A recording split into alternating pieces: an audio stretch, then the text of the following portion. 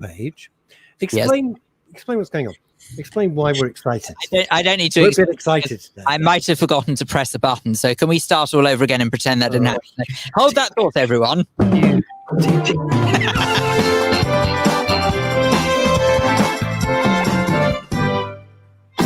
Oh, that's so... We had everything perfect, and you nosed it up in only the way that you can.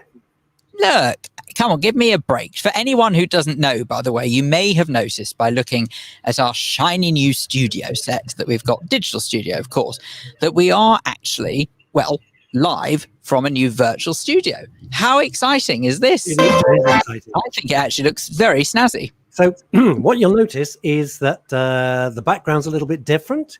We've got the logo in the top right corner. There's a live thing going on there. It's all whizzy and fantastic and exciting. And if it works, even better. If it doesn't work... Chrissy Holtz got off to a flying start. Hi, boys. I'm a cooked goose. It's 34 at night. So hot. Over on my page, Joyce Wood has joined. Janice Woolmark has joined. Hello, everybody. Hello, everybody. Chrissy, are you just being incredibly modest, or are you saying that the temperature where you're at is very hot? No, Christy Holt is 34 years old. Amazing. Amazing. She's accomplished so much so young.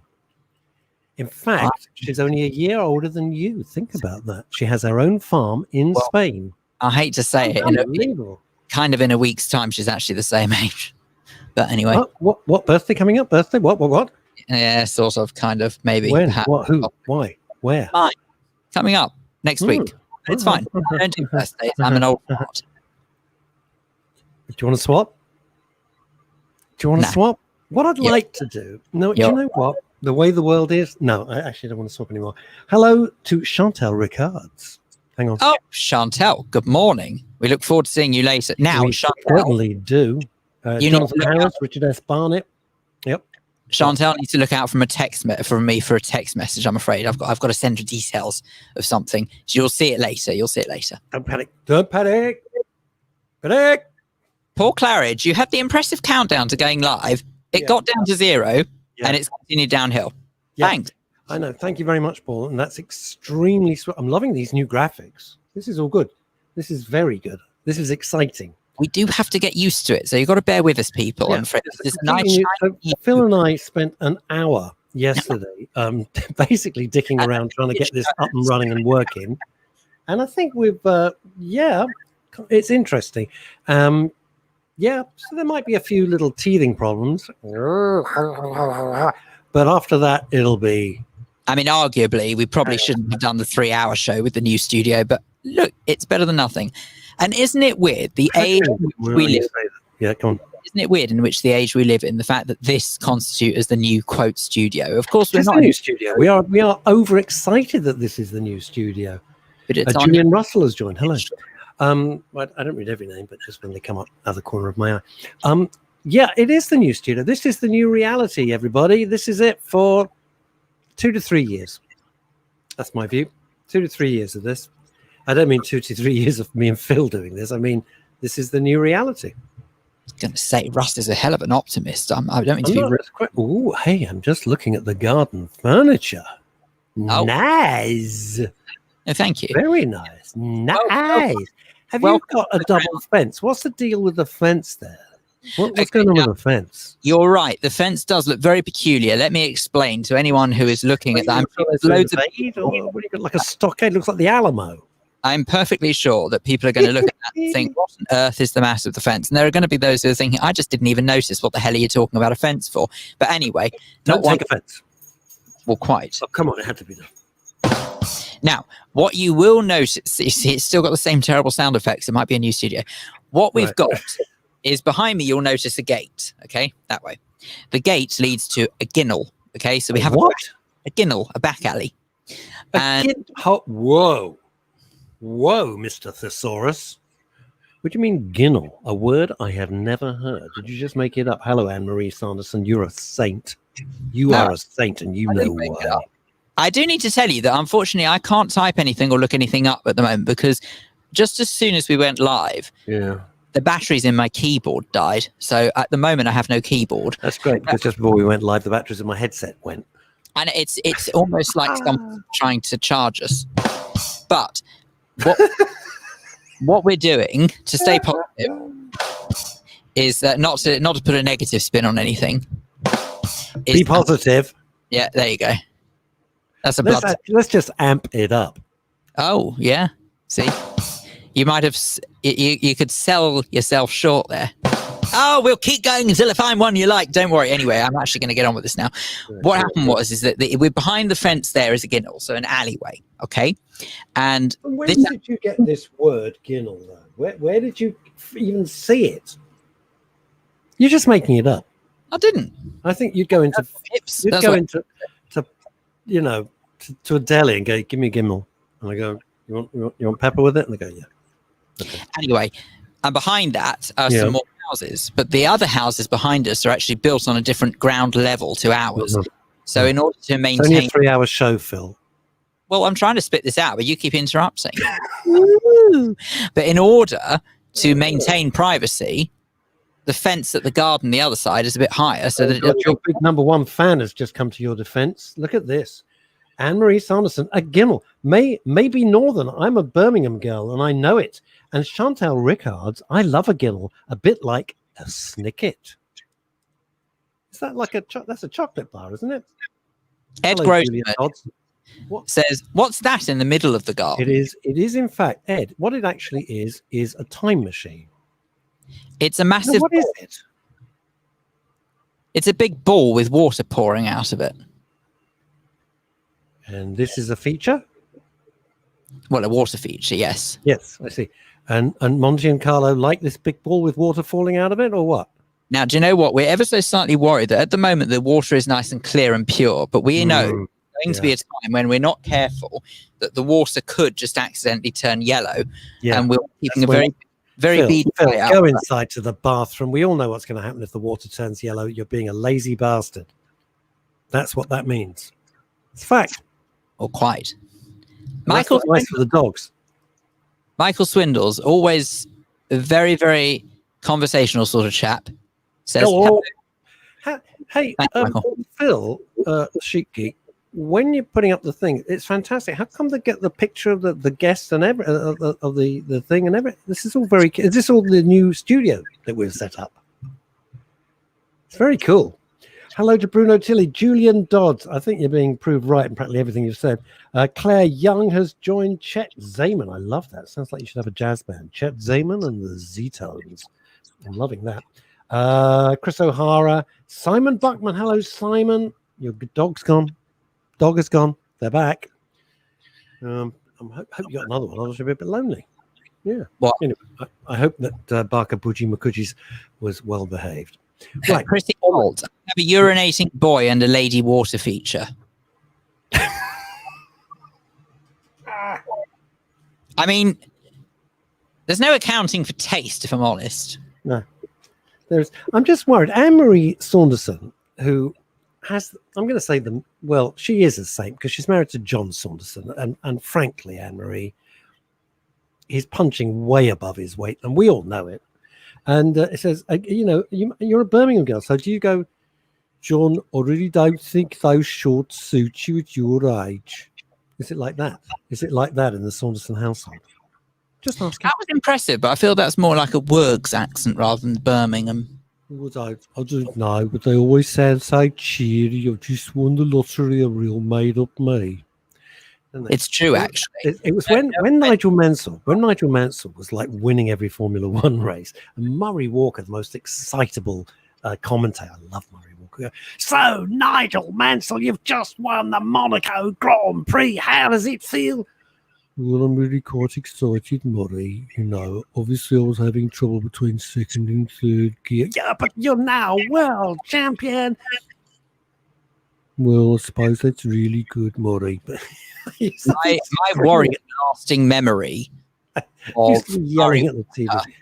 My worrying lasting memory of Murray Walker was not any of his brilliant racing commentary. It was actually that he and Damon Hill once did an advert for Pizza Hut back in the 90s. And what he was doing is he was Murray was commentating on the way that Damon was eating the pizza. Yeah. And you just sort of hear him saying, and he's going for the stuffed crust. It's gone 360. Oh! Anyway, something along those lines. Anyway, and you just, and that's all I remember. Isn't that terrible? I know it's responsible. Huge Murray Walker fan. Hello to Leo Sayer in Australia, who is watching right now. Whenever I say that, people think I'm making it up. No, Leo is watching live from Australia. Leo, by the way, the Montepulciano bottle looked delicious. Sadly, I did say I'd be around in 20 minutes with a packet of Twiglets. I don't want to be look cheap, obviously. And if you're listening now, I know I once went to Montepulciano. It's a beautiful Italian town. And the wine's even better. Hang on. Anne-Marie Saunderson's back. On West Bromwich, but moved 34 years ago, so not quite like that now. John is also from West Bromwich. You didn't notice? I didn't actually. All the meetings and times that I've met John, I've never heard him with a Brummy accent. West Bromwich. Now, I have to tell you that there is a bit of an impending disaster coming up. Oh, God, again? The cholera's in the oven, and it's going to bleep any moment. When it bleeps, I have to run in and go and take it out the oven. Look, I don't want to be... Carry on regardless. On the Today programme, right, you didn't have John Humphrey saying, "Oh, I'm terribly sorry, but my holla, which is some type of bread, I understand, is going to be beeping. I'm going to have to leave, Prime Minister. If you could just chat, I will be right back." They didn't do that on the Today Show, did they? No, I agree. But then again, John Humphrey's actually had engineers driving for him. Many engineers and producers and researchers and everybody running around like lackeys. Hello to Annie Riley, swing time sweetheart. Oh, it's a very... You're very kind to show concern, but I promise you that the fence is perfectly legal. Don't worry. Oh, their fence. Yes, the stockade, the Alamo. Honestly, it looks like the Mexicans are about to attack, and you've got John Wayne, Davy Crockett, and David Bowie. Not that. Oh no, it was the Bowie knife, wasn't it? No, it just so happens that the architects of this. No, it just so happens the architects of this housing development was part of Donald Trump's team, I believe. Well, it is. I mean, that is it. To the American, do you get like the CIA coming around and saying, "Yeah, that would really work. We just stretched that for 5,000 miles." Actually, do you know what? In true Donald Trump style, I think we paid for the development. So there you go. I've never seen that before. It does look good, and it's like double glazing. So presumably your garden must be silent. Pinging. I'm sorry. Hang on a sec. Bear with. Now, in case you're wondering what Boy Genius is doing,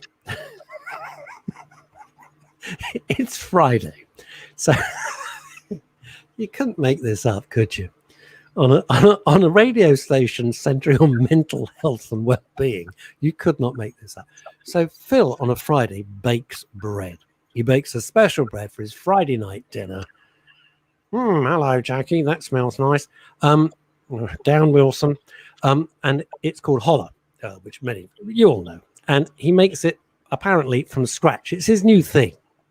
God knows. It's his hobby. So when it pings, he has to take it out the oven. If he tortures me, this will be the thing that'll drive me up the pole, right?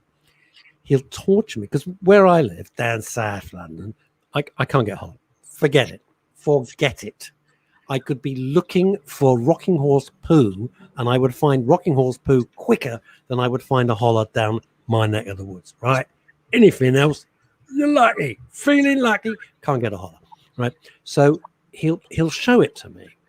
And he'll know I'll start salivating because he knows I'm not going to get any. And that is it. There's nothing I miss about North London. Nothing. I miss the family a little bit, but I miss getting some holler and getting chopped liver, maybe egg and onion. I can be egg and onion. If they have to send me up to the International Space Station and say, "Astronaut Russ, you can't have egg and onion," okay. I can live with that. A little bit of chopped herring. That could be a deal. He's back. Paul Hollywood has returned. It's a bit disappointing. Was it a success or not so great? It's okay. No, it's okay, but it didn't hold its shape very well. A bit like my hair today. But anyway. I want to say but there's a wreck of the Hesperus going on. What's going on there? Heaven's sake! Hang on, you better. Yeah, your hat's on sideways, you schmuck. But no, you look ridiculous. It won't fit. Why won't it fit? Because the headphones get in the way. That looks ridiculous. Right, hello to the wonderful Tony Klinger, fabulous writer, producer. That's way better. Tim MacArthur, fantastic writer, terrific writer, and what an actor. Tim MacArthur, what a brilliant actor he is. Who else we got? Roger Goodman, Barry J. Allen, and who's I looking for? Dave Brock, Roger Goodman, Brian Patton. Did I get it right? Yes, Brian Patton. Hello, Brian. Welcome to you. You've changed sides. I was hoping you wouldn't notice that, Flash. Barry J. Allen, you've changed sides. Well, yes. It's a bit like Morecambe and Wise and Anton Deck. The reason we've changed sides, what you're referring to is that my picture's on the right and Phil's is on the left. It's because we can't swap it round on this new system. This new system is terrific. We're loving the new system, but there's one we can't swap the pictures round. So he can be me and I can be him. Ooh, just got to go make my holler. I don't talk like that. Oh, I just got to go and make my holler. There we go. Closer? Close? Is that closer? Well, let's see if I can. Hello, man. Let's see. It's all shit. There you go. Let's see if that's any better. You've never heard me swear on radio, I tell you. I have never. In all the years I've known you. Well, Barry, now I hope you've... Rafael Marquez Romero. You killed my father. Now I've come to kill you. Princess Bride.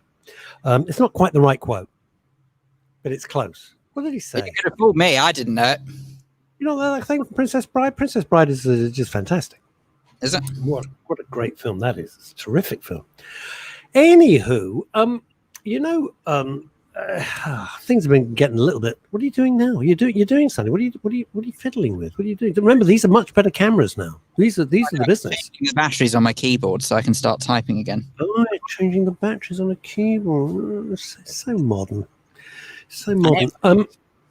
Now, I've had some really interesting message yesterday. You know, last week. Thank you. Thank you. He'll save every one of us. Thanks, Barry J. Allen. Now you know. So, last week I talked about civil war in America, and then Trump suggested, didn't say he would, but suggested that he might delay the election, which of course you can't do, but it's all hoo-ha, it's all going crazy. And I thought I'd be screamed at by the screaming classes and said I'm raving mad and blah, blah, blah. Thank heavens we don't have any of the screaming classes watching this show. Oh, wait. Easy. Tiger. Park it. And not one person said, which is frightening because everyone said, yeah, I think you're right. It's quite extraordinary that there could be, please God, not a civil war in the United States. It would be an absolutely shocking thing, terrible thing. But, you're piling up the tinder, you're pouring it with gasoline, and it just takes one idiot with a match, and boom, off we go. Hello, Jeanette Malcup, to you. And I, as I said, I really thought I would be a lonely voice in the wilderness, Mr. Nobby No Mates, as per usual, but no. And then I've got a lot of private messages, and I'm not going to say from whom, because it's not fair. They were sent to me privately. One from a very senior radio broadcaster, very, very famous, and just saying, keep up the good fight. I'm not allowed to say anything because I'm on the BBC.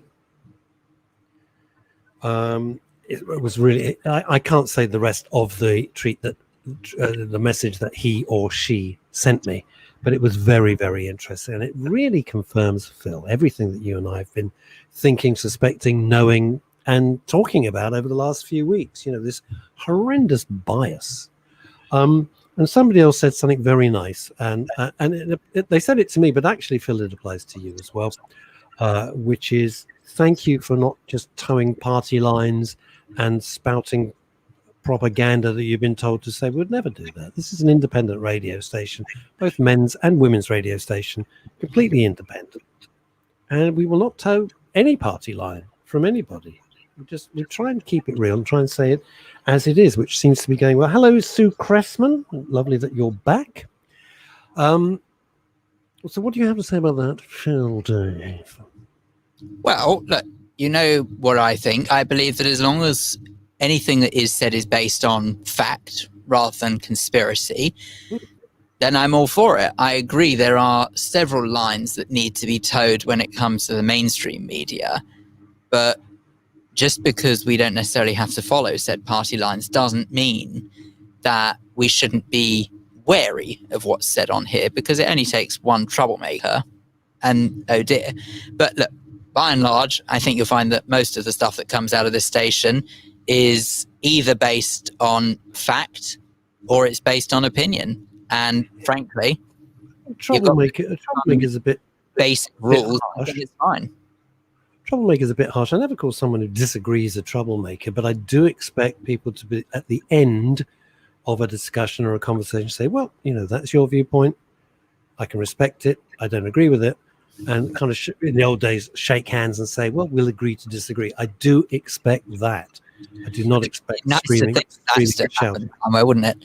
Agree to disagree. Does anyone agree to disagree anymore? No, of course not. No, of course not. Because we're all being pushed to take sides. We're all being pushed to take sides.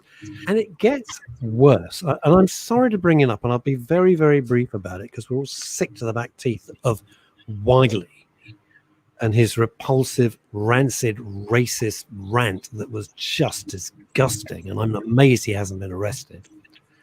And I think it was either you said to me or somebody else said to me yesterday, just wait, he'll be the victim here.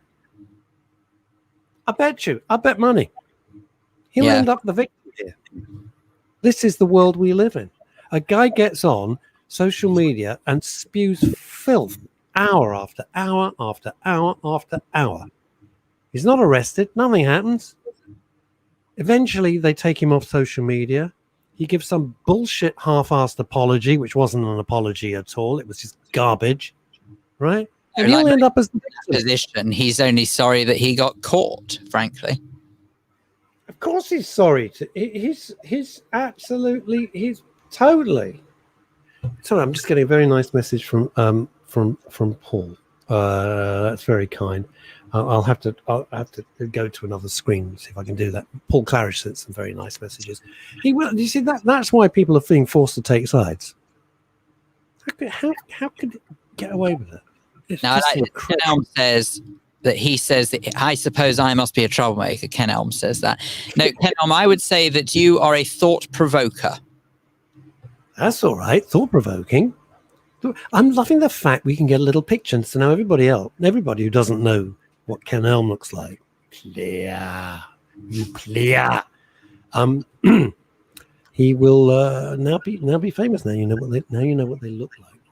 I had to make a difficult decision yesterday, and I think Phil would totally disagree with me, but I'd be very interested in what you think. A dear friend has invited a helicopter.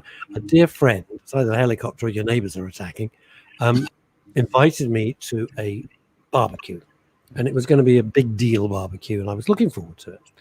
And a lot of my other pals would be there, and industry people, and he's a very nice guy. And I won't say who it is to save him any embarrassment. I thought about it.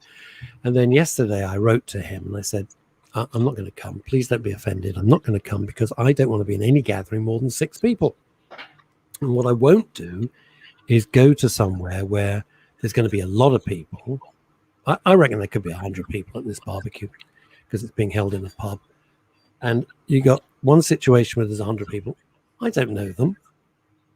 I don't know how stringent they've been with their hygiene and safe distancing. I don't think you can have effective social distancing in an event like that. And I thought, much as I want to see him and have a lovely time and see some of my pals, I can't go to an event with more than 6 people. I just can't do it. And I said no, and he totally understood. This guy is a very nice guy. You know who it is, Phil. But I said, I'm not going to go. And another friend of mine, like Tony Klinger, who has already come on, he said, I'll see you there. No, you won't. And I don't know if you think, if people think I'm being ultra cautious, okay, but I've said it 1,000 times. I did have double pneumonia last year and really at risk. Chrissy Holt, hello to you. Roberta Depper, hi, Bobby. How are you? Adrian Just, the legend.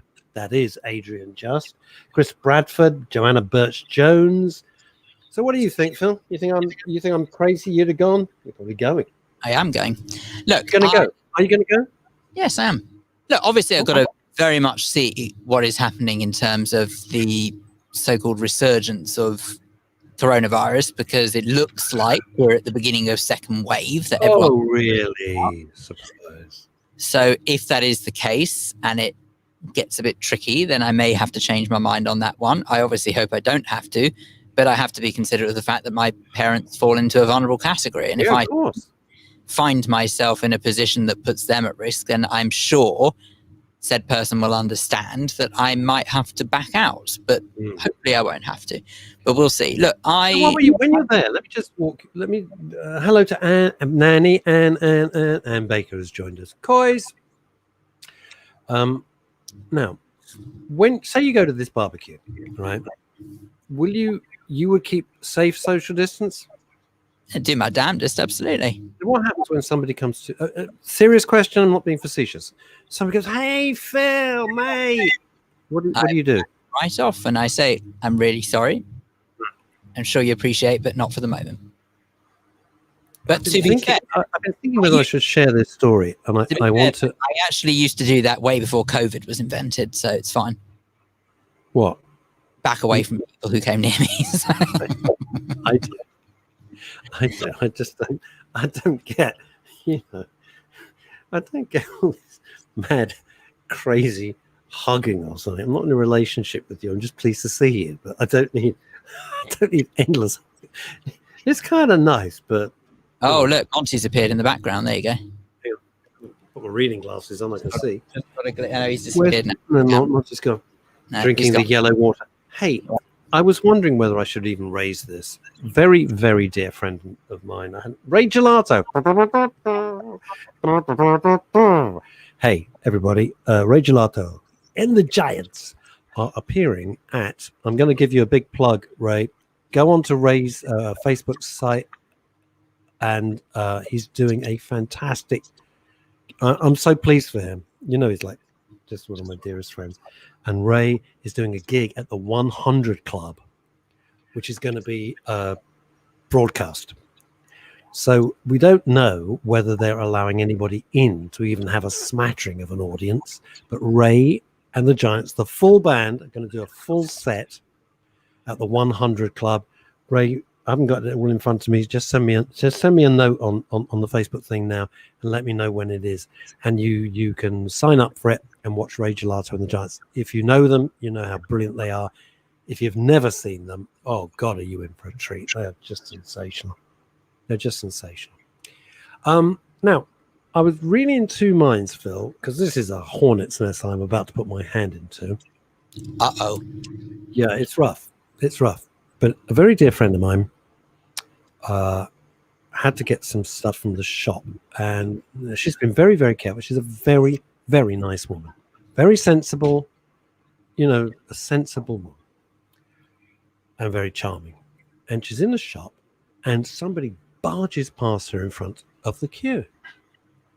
So she goes, "Excuse me, social distancing, please."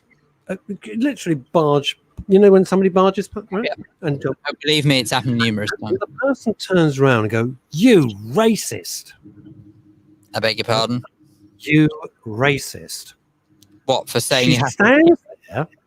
Now, my friend is in her 50s, I guess, and is maybe she's late 40s. I don't know. I'm not being rude. I'm not very good with ages, and late 40s, early 50s, and she's like stunned, and she's a very articulate person. She's stunned, and this person goes off the deep end, and she goes, "I just ask you." He goes absolutely nuts at her, and that's, what is that about? That is 20. What is that about? What yeah, that's Britain in this year, I'm afraid. But never mind. It's terrible. Don't tag it off with no, never mind. I mean, it's a huge thing. We're sitting on a powder keg here. What the hell's that? You barge. I mean, just analyze it for a sec, Phil. The reason why I say never mind is because what exactly can be done about it? We can absolutely rant about it, and I am as outraged and annoyed. We can stop making excuses for it and stop playing this. I'm not making excuses personally. No, not you. I said we can. I don't mean you. Yeah, the proverbial we. Yeah. Adrian, just being an old Midlands boy, I knew what a ginnel was. Hence stop painting and tuning in staircase, not still life, by the way. Yes, and if you're still listening after that impression, it'll be mad. Thank you very much indeed. Oh dear, you see, new studios, same old problems. This is the thing. So somebody... What's that? Yeah, freezing a little bit. My line blipped, and we're on. I know we're on cable, fiber optic. We'll carry on. The latest, greatest. Interesting. Mark Philpott has joined us. Nikki Morgan, hello, Nikki. I hope things are better. Now, think about that situation. Here we go. Richard Todd, I believe I mentioned this earlier in the week. Will you read this out, Phil, if you'd be so kind? The answer to absolutely everything now, to brand someone a racist for any little thing, it's the current get out of jail free card as an excuse to do exactly what you want to. You're absolutely right, Richard. Couldn't agree with you more. Seriously, it's just beyond a joke. And what really irritates me more than anything is that there is no excuse. What really annoys me more than anything is that just because and I'm sure this applies to you as well, Russ, happen to be of white British male descent. For starters, not actually. For the record, half my family stem from Africa, but it's not the point. The fact is that sort of based on being white British male, it means what could I possibly understand about racial abuse? But believe me, I've seen my fair share of it. And in a million years, I would never dream of saying to somebody that the reason they're having a go at me or the reason that they've said something to me is because I happen to be Jewish or because I happen to be a certain way, white British male, whatever it is. I wouldn't think like that. And it goes to show how inherent it is in some people. It's shocking. Seriously, that needs to move on, because otherwise society can't move on and can't integrate. Because how do you work with that? It can't move on. It can't, because if you just break it down bit by bit, you barge past somebody in a queue, ignoring social distancing. Forget even there was COVID. Just pushing past somebody in a queue to jump the queue is just damn plain rude. It's antisocial behavior. It's not nice. So barges past my female friend, who says excuse, and was much too close, and all she says is, excuse me, social distancing. And he goes off on a racist rant. It's bullshit. That's what it is. It's absolutely inexcusable. But you can't keep playing it's ridiculous. I had that once when I was in the supermarket, not so much the race card, but in fact, actually on the contrary, I was in a local supermarket a few months back towards the start of when they just started implementing the whole social distance thing. And this chap just comes right up, barges in front of my mother. It was actually the first time my mother had ventured out in 3.5 months. So she was feeling particularly nervous about it, wearing a mask and gloves and all of that, but still barged right in front. And I just quickly, instinct was to push back. And I said, 2 meters. And to be fair to the chap, he did apologize and he backed off. And I think it's because it's such unusual behavior. We are so used to being able to just go up in the supermarket and get whatever we want, but probably when you're in that environment, you don't think like that. No, but you don't think, oh, there's a queue, the hell with it, I'll just barge past everybody and jump the queue because I'm threatening. Wouldn't let it go, by the way. Just went off on one and kept going. My friend was absolutely shocked. Adrian, just thank you. Haha, not bad. That was my West Brommy thing. Thank you very much, Adrian. I appreciate that. You're a very good sport. See, Andy Lucas says, I told someone in the petrol station to get his mask from his car. He apologized as he'd forgotten. And actually, sometimes I do believe that it's just a case of retraining people to think like this way. And you know what happened to me the other day? It's very, very easy. We've got a rule where I work that when you're in the public spaces, in other words, when you're in the corridors or in the lifts or in the lobby, you have to wear a face covering inside the building, right? And I'd forgotten this. I just totally autopilot, went into the corridor, into the lift, started going down the lift, and I realized I wasn't wearing it. Actually, no, it wasn't. It was beyond that. It was actually as I was walking out of the building, and I felt terrible about it. I bet you not everyone feels terrible if they forget. But even so, I just really felt bad. I think that's the whole point. We've got to retrain people.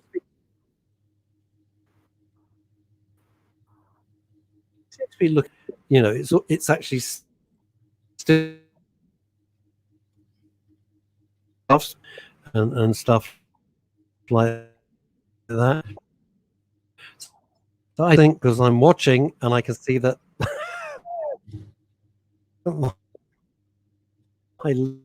lips are not quite in sync with what I'm hearing in my headset, which is a little off-putting and okay. There we are. It was just just a weird thoughts to everybody in Los Angeles today. They woke up yesterday. They woke up with I've never experienced an earthquake because it would scare the what out of me, and it woke everybody up. Marcella, Detroit, and all sorts of people just shaken like crazy. I can't imagine what that's like. And into an image of the sun. There's just a picture of Phil looking. Wonder when that was taken. I wonder when that picture was taken. It's interesting because there's a slight lag on my right screen as opposed to my left screen, which is the studio screen. I wonder where's Phil gone. It is like Mr. Warburton's, and he just has to. He's just going to be shuttling backwards and forwards to the kitchen. Maybe he's got an industrial oven in there or something. I'm waiting for the phone to go and telling me whatever this new disaster is. I can tell it's a technical disaster. Ho hum. No, I don't want to install new things. No, I don't want to do that either. Fascinating. Loads and loads of guests coming up, but then I'd have to look it up. I always look for, because she's great. 2, because it always looks as if she's had hair and makeup flown in from Los Angeles just to do her segment of the show. She always looks great. And 3, because she recommends good stuff to see on TV. And I'm running out. I've got a few new things. I got one new show that I was recommended, but they're really drip feeding it. It's called My Life is Murder. Do you remember Xena, Warrior Princess with Lucy Lawless? Remember that? Anyway, Lucy Lawless, who's, I didn't even know, she's an Australian actress. Oh, no, New Zealand actress. Retired police officer. And all she wants to do, the reason I thought about it was Phil and his bread. All she wants to do is make bread and sell bread to local cafes. That's her thing. So she's bought this huge German bread making machine, which never seems to work because all the instructions are in German. And so she watches all the instructional videos on YouTube, and they're all in German. And she's in, this the whole thing set in Australia, right, in Victoria, which looks pretty cool. And then the police keep dragging her back to try and tempt her to solve a case. It's good. It's quite edgy, actually. James Hamilton Walsh, hello to you. Always enjoy his posts. Barry Grint, you're from Hogwarts. Lenny, I've got to do it. I'm sorry, I've got to do it. Lenny D. Is that not the most show business? I just love it. I've no idea what Mr. D does. He might be retired, could be a plumber, could be a neurosurgeon. I've absolutely no idea, but I love the name because it always reminds me that somebody that Jeff Stevenson would have worked with on the circuit. Ladies and gentlemen, the comedy stylings of Mr. Lenny D. And he'd have one finger in the waistcoat pocket and the other thing for the showbiz photo. Steve Harris has joined us as well. I have no idea what has happened to Phil. It's a little bit of a worry. I don't know if he's trying to phone me. No, I don't think he's shy. Anyway, I want to know your comments. Do you think the person in the queue yelled at my friend for being a racist? You know, when you say it like that, it's just laughable, isn't it? It's awful. Was there any merit in it? In all seriousness, am I missing? It's a serious question. Am I missing something here? Am I being thick? Am I being insensitive? You ask someone to social distance, they've pushed past you in the queue, they've kind of shoved you out the way, they've jumped the queue, and you get called a racist. Can you explain? Am I missing something here? That is my point. Do you know what I'm going to do? I'm going to phone Phil Dave. This is what I'm going to do. I don't care. I'm phoning him now. Let's see how this goes. It's like my mum moving an earring. Right, hang on. Let's just see how this goes. Live radio, ladies and gentlemen. Live radio. It's ringing. Hello, who's calling the golden shot? It's Anne Aston. I'm phoning. I see. I'm going to see if he's there. Ah, there we go. This could be like a walkout. I'm delighted to say it wasn't a protest. What? Were you checking the bread? Did you do a walkout? I'm ashamed to say there was a technical glitch. Was this a racially motivated crime? Where were you? Regrettably, a technical glitch. There was a technical glitch. I knew that you would hold. Hey, I got to tell you something. This fabulous new system, right? I'm not that thrilled now. I was frozen again. I think you need to be inside. Glenmore Trenier Harvey. That is just the coolest name. People call you Joanna Chivers. Love your jam. Tell me something. Glenmore, do people call you Glenn? They always say Glenmore. Mr. Kane, hold the fort. I will return. What? You're going away? You're coming back? What are you doing now? You've got to hold the fort because regrettably technical glitches here at Shay Dave means I've got to do something. I will return. Don't worry. He's like the general to the Philippines. Come on, you who are history buffs. Peter Oxley, hello. General MacArthur, I will return. Which they then turned into, I'll be back. I'm throwing it all in there. I don't care. I have no idea what the technical problems are. Absolutely no idea at all. But I'm just gonna keep going. I got breaking showbiz news. Okay. Breaking showbiz news. I want to share with you this afternoon.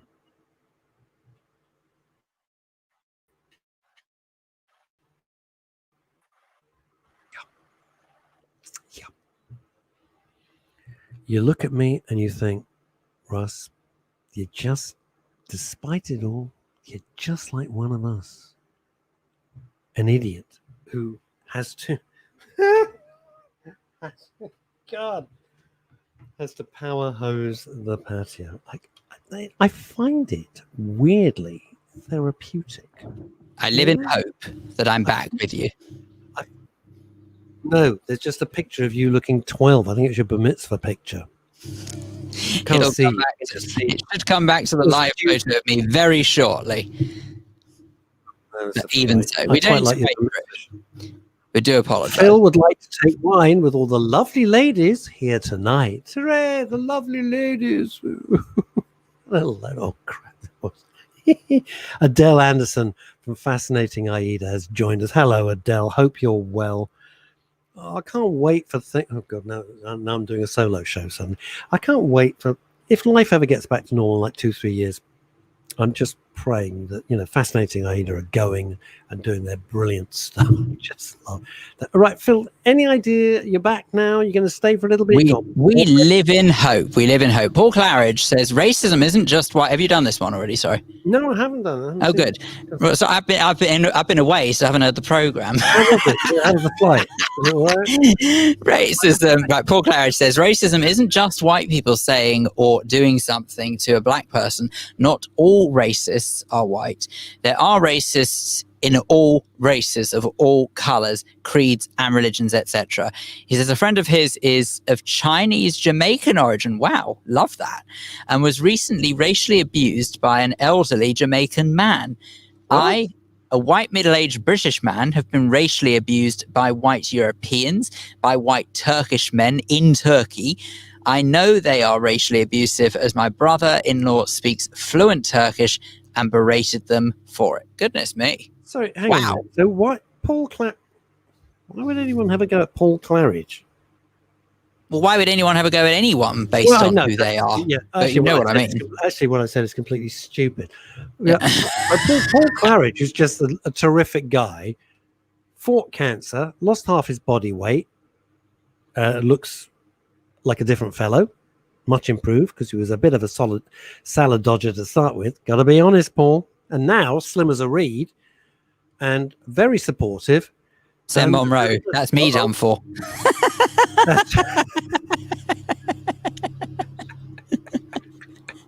Very good, Sen.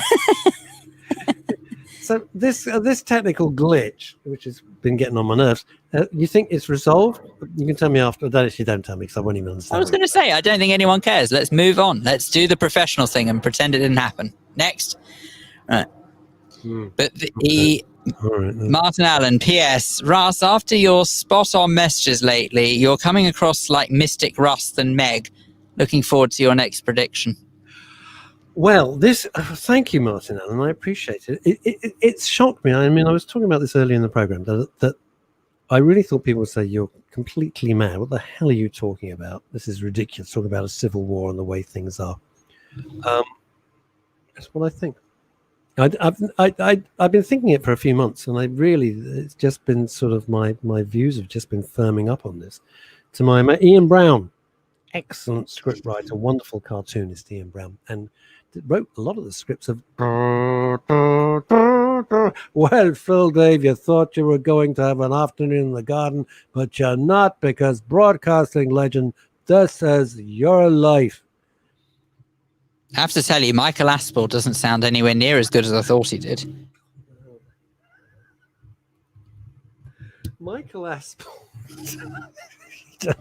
I think it's a telling sign, actually. It determines your age if you can remember who presented This Is Your Life. If you remember it's Eamon Andrews, you're in trouble. Yeah, they did a thing the other day, and it always makes me smile. They show a picture of an object next to a pencil. And some people wouldn't even know what the object is. It is, of course, a cassette tape. And they put the cassette tape next to a picture of pencil. And it always says, if anyone can understand the relationship between these two, you're at risk. You're old and you're at risk. Well, of course. Of course. Cassette tapes, you had to have the pencil to put into the little sprocket because they always got loose. Isn't that right? Oh, hang on a second. You know, there is a bit of comedy going on, in our absence here. Hang on a second. Andy Lucas says, Phil, loving the garden. Thank you. That's very kind. I'm sure that Hips will be delighted to hear that because she's very fond of it. Phil, loving the garden. What is the robot in the middle of the lawn just trying to lighten the mood a little? Sen Monroe says, Michael Asphalt. Michael Asphalt makes your morning. Michael Asphalt makes your day. That's a wonderful capital jingle, that. That wasn't very funny. That was Cara Noble's son when he was a very, very little boy. That was Nicholas Frew saying that. Now, do you know what? Ed Grossman raises a really interesting point here because I completely agree with this. Okay. He says, Russ, why is it okay for you to mimic Aspel in an Irish accent. Well, first of all, he's mimicking Eamon Andrews. Who's dead, by the way, been dead for but years. Even so, he raises a very valid point. And I actually have often said this. I've always wondered why it is that it's okay. What I say, okay. No one seems to bat an eyelid, let's put it that way. Mm-hmm. If someone mimics certain accents, but not others. So, for example, if one of us was to right now mimic, and I'm not condoning it, I don't suggest it at all, but if one of us was to right now mimic either, say, an Indian accent, Jamaican accent, Chinese accent, something along those lines, quite rightly, there would be outrage. But if it was, say, a French accent or an Irish accent, no one would care. Absolutely right. Absolutely interesting. Right. No, completely. Hey, do you know, I mean, I'll give you this as a for instance. This is where we're at. I was talking to the twins some months ago. They're just 23 now. And they're very relaxed. But I was talking about panto. And when you do panto, every time the scene changes to Old Peking or to Widow Twankey, I'm so careful when I say that, Widow Twankey's laundry, the orchestra would play a little musical theme. And all of you have been to panto, I'm sure, and it will go ding ding ding ding ding, and then on would come, you know, whoever's playing the dame as Widow Twankey, and you know, oh, anyone seen my son, and all of that. You know what it's like, right? So when I was talking about that to the kids, they went, well, that's casually racist. I went, guys, it's a musical sting. It leads from one scene to another scene, and it's just a musical note to differentiate the scenes and to intro it. They wouldn't have it. Can I suggest, people, that you enjoyed that little musical and panto interlude whilst it lasted? Because I suspect that's the nearest we are going to get to pantomime season this year. Completely, absolutely. It was very, very weird. I saw pictures of, who was it? Russell? Was it Russell? Russell Grant? Yeah, Russell Grant was posting pictures of him dressed up as Panto Dame, and I thought, that ain't going to happen. Absolutely no way. No way. And the problem with that is, and I've banged on about it before, but people not in the industry wouldn't know. And why on earth would you? I mean, I wouldn't know how to make furniture or make glass or something. It's, you know, horses for courses. That most theatres, I'm talking about regional theatres, and these are not little tiny pokey places. These are, you know, 1,500 seaters easily. Most theatres make all their money for the 2 months of panto. So they get in the panto stars, stage and screen, and they will make for that 2-month run enough money to keep the theatre going for the remainder 10 months. Well, you haven't got panto. And that is really going to hit these theatres hugely hard, because that income just gone. Same as our guest and now viewer, Sue Creston. 75 weddings planned at Nailcoat Hall, which looks beautiful. 75 weddings. Think about that as your income stream. Boom. Bye. Good. Gone.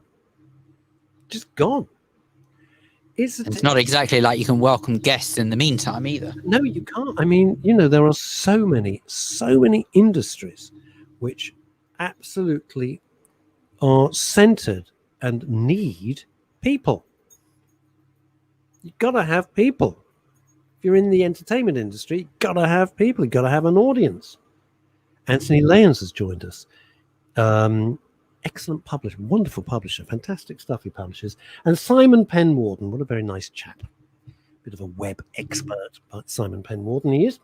And Jonathan Harris has joined us as well, and loads of others. I hope the fans aren't too noisy. We normally don't have fans on in the studio surroundings, but it's hotter than the, hotter than the sun. So there we are. We're gonna. I figured I probably actually could have left the collar out here to cook. It would have been. Is it just good. It looks like you're sitting in shadow though, so that looks all right. I do have to, believe me. If I sat in the sun, believe me, even if I sat in the sun, the equipment would fry if I sat out in the sun. If that was out in the sun, so I'm afraid I appreciate I look a bit shadowy. There you go. Ding, but ding, you've got to forgive me. Ding ding ding ding ding ding ding ding ding ding ding ding ding ding ding. Man of mystery. Tell me, is there This thing in the middle, wait for your time. The thing in the middle, this fountain water featurey thingy, which everyone's going, what the bloody hell's that? I think it's one. I actually think it's your mum's soup tureen, or it's Yes. sort of a Dalek, or it's a tiny UFO. I think it's a tiny UFO. And Monty and Carlo aren't actually mini Daxons. They're aliens. Is there a hose that runs to it, or is there a water? How does this thing work? I'm just curious. Go on. What's it do?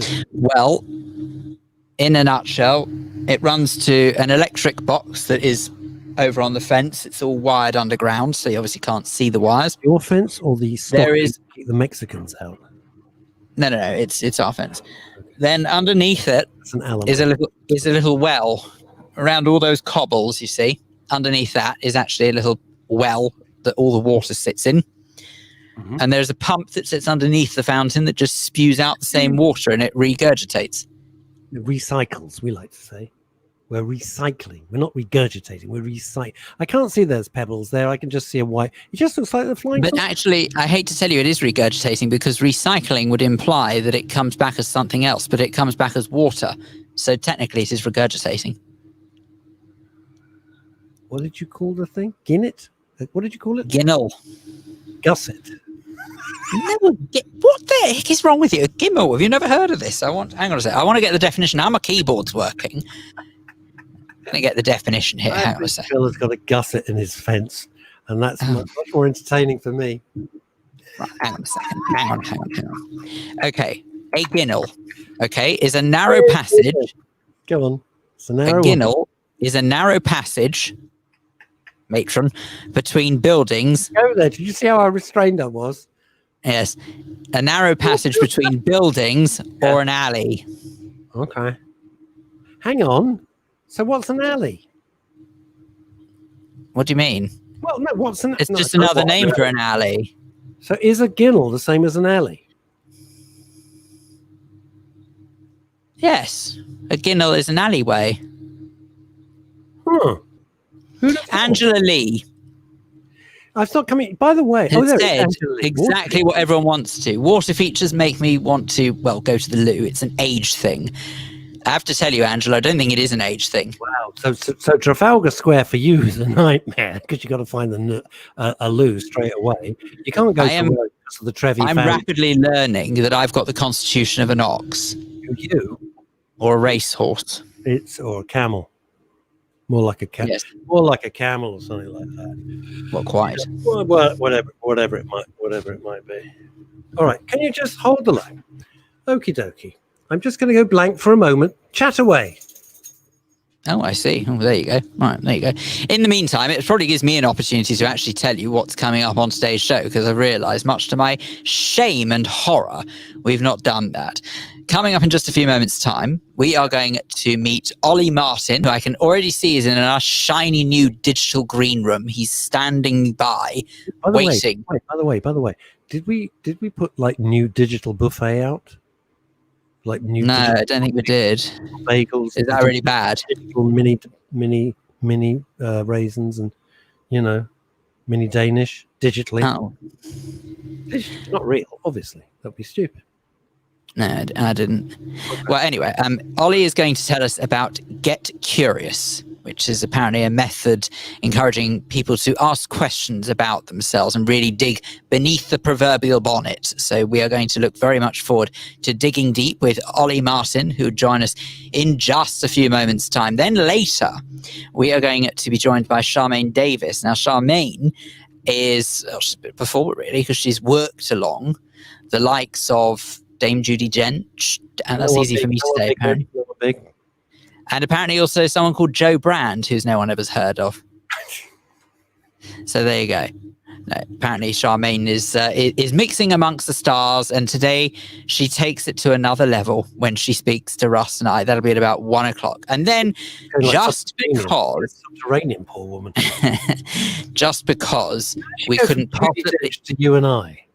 How's that even possible? I know, right? Just because we couldn't possibly end the show on a Friday in any other way conceivable, the lovely Chantel Rickards will be here with her pick of what's on the box at 1:30 today. So make sure you do stick with us but you are listening to Men's Radio Station live from my garden here in Hertfordshire, and Russ is broadcasting live from the Good Looking. So, wait a minute, you just paid me a compliment for the first time ever in our professional career. Jeez. No, well, I was sort of more referring to the new graphics as good looking. But hey, but easy come, easy go. Yeah, that's right. For a second there, I thought we might rekindle our friendship, but I can see. Look, the good news is it brought you a moment of happiness, and that's all that matters. Very, very now, little. From one moment to make me happy. True. Well, quite. From one moment of happiness to another, it's time to welcome our first guest to the screen, and we say a very warm welcome to Ollie Martin, who is, oh, look at that, he's popped up straight away. That's very exciting. Good Lord. Can you hear me, though?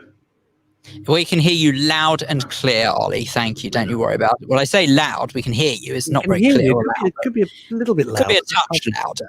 But hey, maybe it's because you're sitting far away from your microphone or wherever you're at. But hey, come a little bit nearer and let's see if we can hear you that way. Not going to lie, sounding a little bit under a pillow, but hey, we can see you. At least you are trying to do something. So we'll be joined by you properly in just a moment's time. So if you can, tell you what, Ollie, this works so well live on radio. If you do you have a headset or anything like that your earphones that you can plug in? Because that normally does the trick. So bear with me. 2 seconds.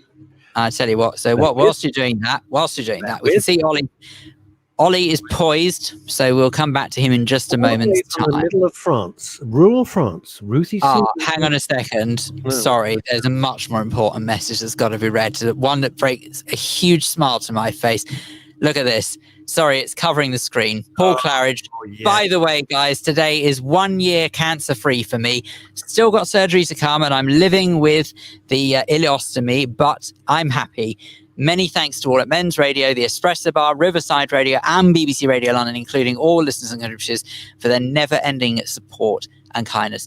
And lastly, to anyone experiencing illness of any sort, stay strong, stay positive. Paul, my smile is now beaming. Thank you. Maybe I'll be honest with you, that's maybe a bit emotional. Yeah, ditto. That So really now I can see that Ollie has got his headset on. So with a little bit of luck, we can try again and we can say, hello, Ollie. Hello, is that working? Oh, perfect. So much better. Look at that. That's terrific. 100% perfect. Thank you. Welcome. Oh, along. Yeah, we're good. are Thank you, all Ollie. How are you, more importantly? Yeah, really well. A bit hot, actually, in this little room. But yeah, A good. bit hot, Very you've good. noticed. It's going to be 90-something in old money today. I have to tell you, as the sun is moving around for the day, my shade, that's it, is getting ever smaller here. So I can feel my arm is about to burn if I'm not careful. So any old way, don't let that worry us. Ollie, first and foremost. Don't know about you, Ollie. I couldn't care less. His right arm will care. Yeah. You know, Ollie, it's not our problem. Now, first and foremost, Ollie, it does say here that Ollie empowers a curious mind that enables the individuals to be happy at home, work, and in health. You've got my undivided, because anyone who can achieve that, I'm listening. Sounds glorious, doesn't it? Sounds great. It sounds fantastic. It sounds like the ultimate goal for many people. So why not, first and foremost, tell us how it is that such an achievement is reached? So I'll tell you the background to myself, which might lead into get curious. Will that work? Yeah. Lovely. So essentially, guys, I was a police officer for 10 years. And I left the police. Stand easy. That's the army, isn't it? Stand easy. Either way. I was in the police force for 10 years. I left 6 years ago now, but I was for 10 years, and during that period, I worked in overt and covert policing. Wow. And towards the end of my career, for various reasons, my mental and physical health started deteriorating quite rapidly. And that related really to instances in both parts of the job, in terms of working overtly and working covertly. By nature of the job I was in, and perhaps being a man, I didn't talk about stuff very much. And essentially everything came on top a tad.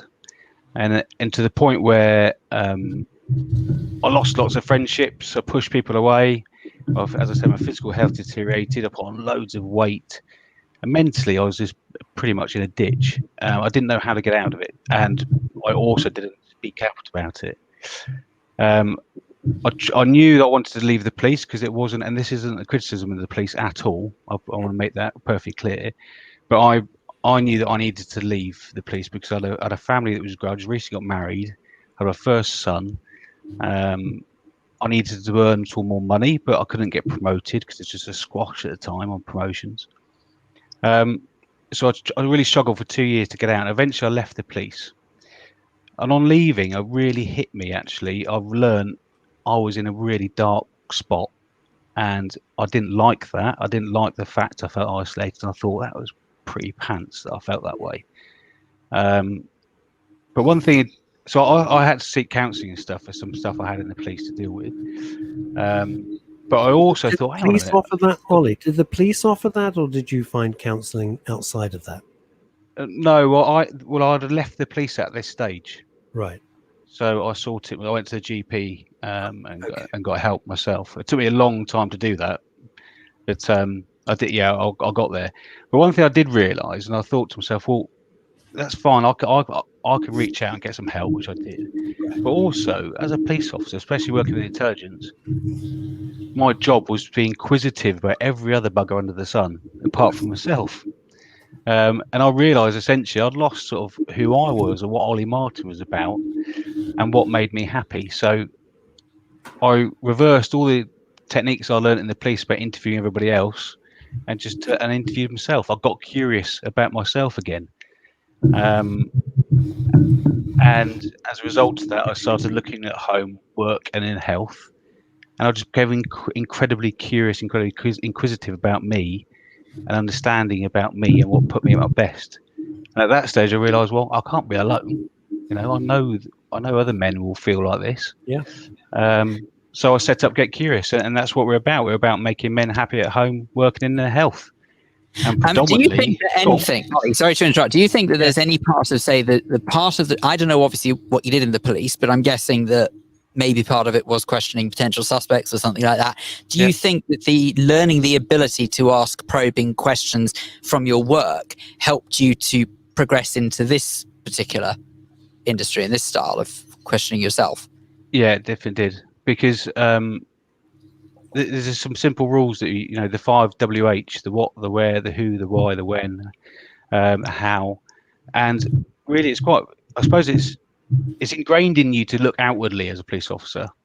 Right. But if you've got it there, if you just reverse that on yourself, it does take some discipline. It does take some courage as well, I think, because there's probably some home truths that you might need to face up to, or difficult conversations you might need to have with other people to make yourself happy. But I think so, Phil. Yeah. Talking of courage, I've said on many occasions, and I'm unashamed about it, I'm a big fan of the police. I think they do an incredibly dangerous job, and they keep a lid on a very simmering, difficult situation. I think you have to do much of your work with one hand tied behind your back, quite frankly. But there we are. That's a conversation for another day, which I'd love to have with you. But you went. You were saying you did covert work. So you've got to be fairly brave. In all seriousness, you've got to be a fairly brave person to do that. Yeah, I guess so. I mean, Russ, you're being modest. I mean, you've got to have an amount of courage to do that. So, did you apply that sort of courage to go on another journey and look at areas of yourself that were perhaps you weren't that thrilled about? Yeah, you're probably right, Russ, to a degree. I think I think it's more about being incredibly disciplined, but also everyone talks about comfort zones, don't they? About you have to push yourself through the comfort zones, and I suppose actually now you ask that question on a frequent basis, I would always say to myself, what's the best that can happen? Rather than what's the worst. and I'd always try to acknowledge the fact I was reaching some kind of comfort zone, and I would need to push through it. And I suppose that's where the courage comes from, is in just give it a go. What's the best that can happen? Push through. I think so. Importantly, Russ, I think what we do now is we run free talk clubs for men inside and outside of the police. So I know you had Andy Bishop on the other week. Yeah. We're very similar to what Andy does, and Andy and I are good friends. Okay. So it's very similar to what we do, and those talk clubs are run every fortnight. And what we see in there is the guys, they're always holding something back. They come to the group because they want to talk. They know, we make it perfectly clear we're not counsellors, we're not therapists, but for no other reason but for blokes sitting down and having a good natter, and they voluntarily come to that. And quite often we'll see guys come for 3 or 4 or 5 weeks or 5 visits, not say much at all. Maybe they'll say loads, but there's always something they're holding back on. And then when they have that courage that we're talking about, just to open up a bit more, it's brilliant, mate. It's such a good. I wanted to ask you actually about the change you see in attitudes and how long on average it takes, which is really interesting because you've sort of just announced that yourself by saying it's maybe 4 or 5 sessions. But I take it the change in an individual is apparent when they sort of start opening up? Yeah, absolutely. And what I've seen is guys, they take a real boost of confidence from it. Yeah. Because they then realise, wow, I've just opened up about something I've been holding back for such a long time, and I've come to realise that it shouldn't have been that way. And now I've got that. You can sense the relief come from them, and they think, well, actually, I want to encourage other lads to do this now, and they just create this incredible support unit themselves immediately. It's almost like they become the next mentor or the next coach, or not that we have mentors and coaches, but just what I mean, they become that figure that they want to help others. An advocate for you. Yeah. So, now, Ollie, when you go to professional counselling on a one-to-one basis, you know, if you treat it properly, that what you say there is confidential, and it won't go anywhere beyond those 4 walls. How do you manage to, with people who are coming in, they may not know you, they're sitting with strangers, how do you set the tone that what is discussed there stays there, and you don't go home and start, oh, I had Fred Smith in today, boy, oh boy. How do you set those parameters to put them at ease? So we to get into the virtual clubs now, because of the obvious, to join the group, we have to answer some questions to get into the group initially, which I filter and I review. That allows you into. So we have 2 talk clubs basically. Russ, we have Get Curious Talk, which are the guys outside of the police. And we have Get Curious 999 for people that are in the police or which has recently left. As I said, both groups have a filter of questions that you have to answer before going in. And I did worry about this, Russ. I have to be honest. I did worry about, because we were running physical clubs before, how I was going to monitor this, because a lot of it comes down to my judgment on a physical basis, and even now, but I think I'm quite good at that because of my past. And I did worry, but I've got this huge sense of relief that actually once you pass those questions, you come into the club, there's just this agreed feeling amongst the lads that it's just generated.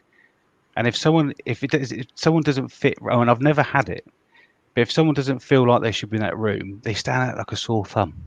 I don't know what it is, but there's just the lads come in and we talk and we just create a lovely environment. And I'm confident that it is confidential, if that makes sense. Yeah. I can't guarantee that. Obviously, I can do the best we can, can't we? All can in these sort of scenarios using this kind of technology. Yes. But does it cover relation? So if they're in the police, and don't tell me anything that would be divulging a secret. I'm not asking for that at all. But does it cover the emotions that they're feeling or is it procedural stuff, or is it just purely as men? What is that? No, so I think it's really key actually. So then this is a really good point. Is those guys, particularly the police guys, they come into that room to talk about them as an individual, right, not as a police officer, and that's what I'm really pushing, and I make that clear. So I made that really clear right at the start, because the problems I had is I working the shift patterns, working nights, working in that environment where you go in and solve everybody else's problems on a daily basis, you soon forget who you are and what you're about.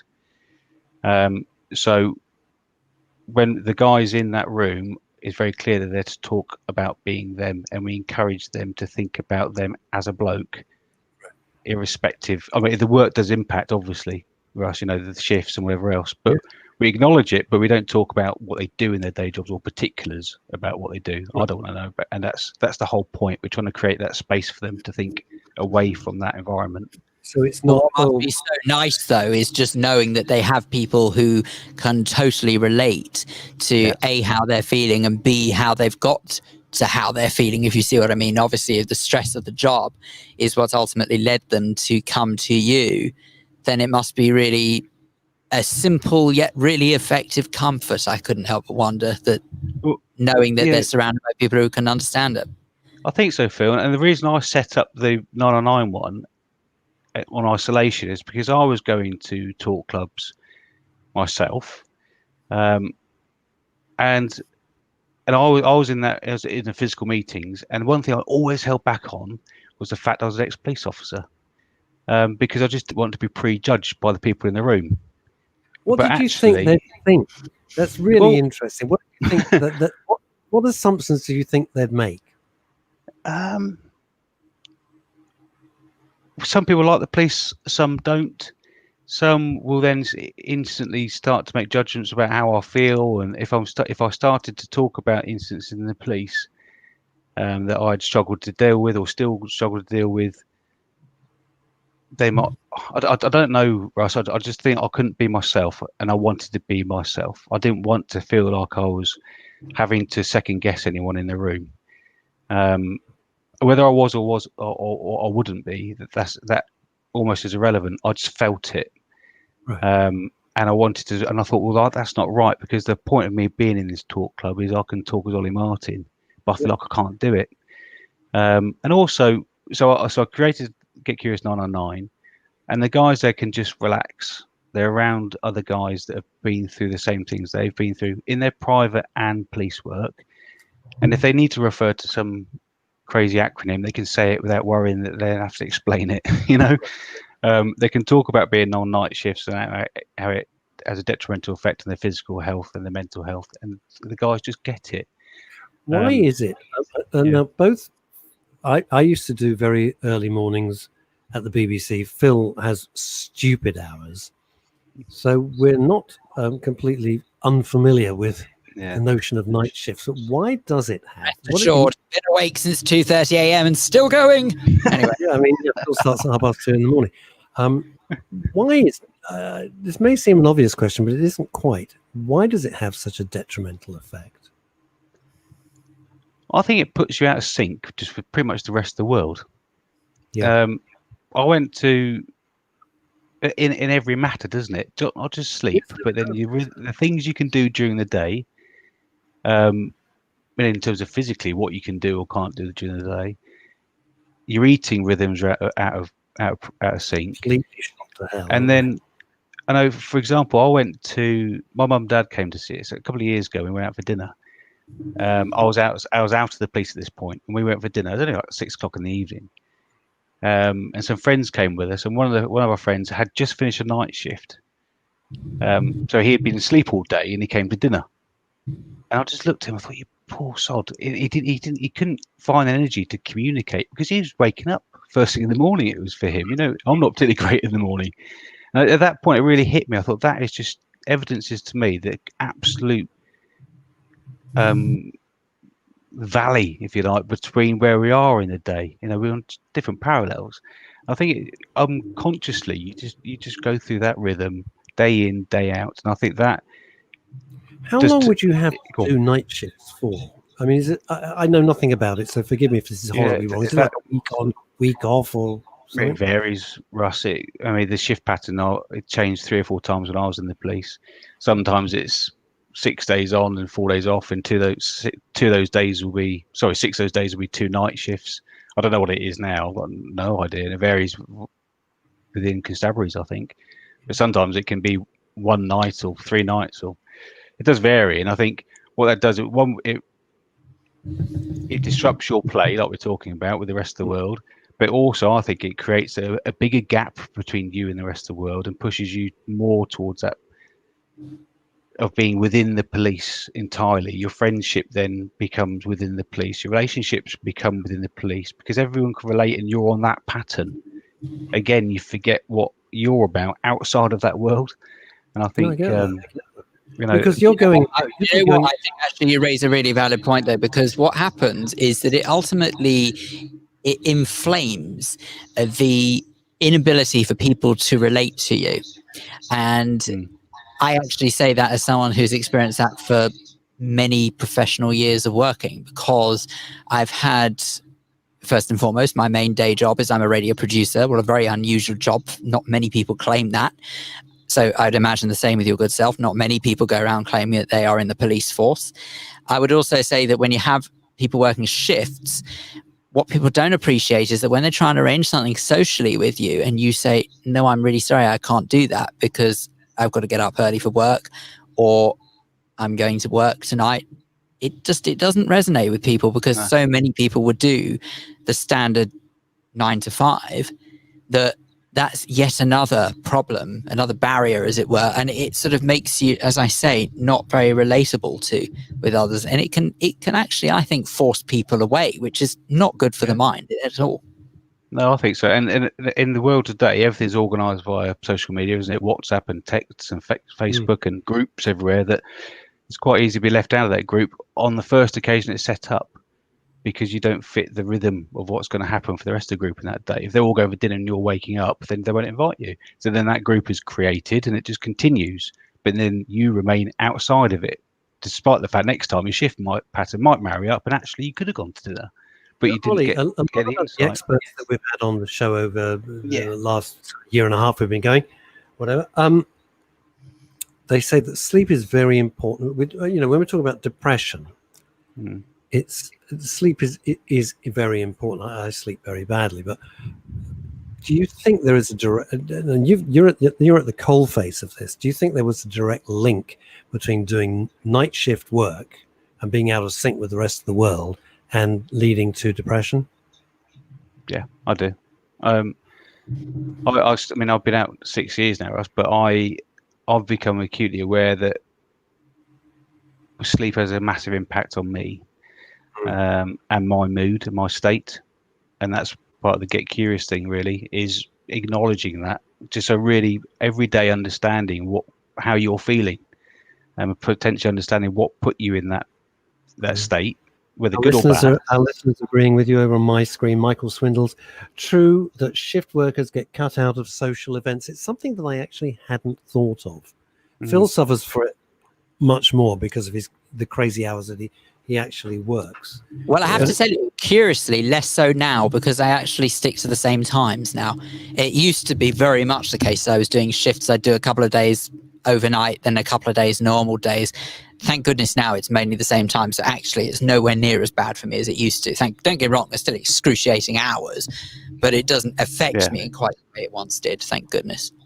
So, Ollie, I'm guessing here, are you sort of self-monitoring all the time? Because you're thinking, you've been saying, you're looking at your moods and you're looking. So, is there a benchmark, a matrix of which you're judging yourself?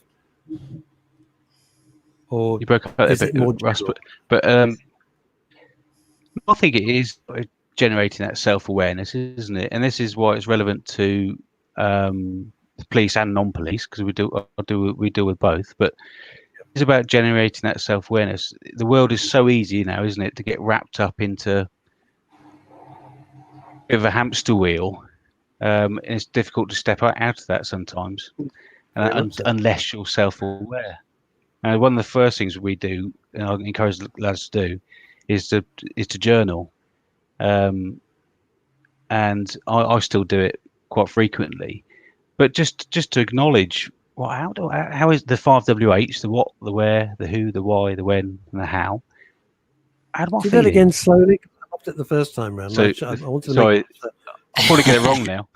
no, I thought it was impressive. It's the I what, hope he says it again. the who, The what? the what, the who, the where, the why, the when, and the how. Okay. It's the 5 WH.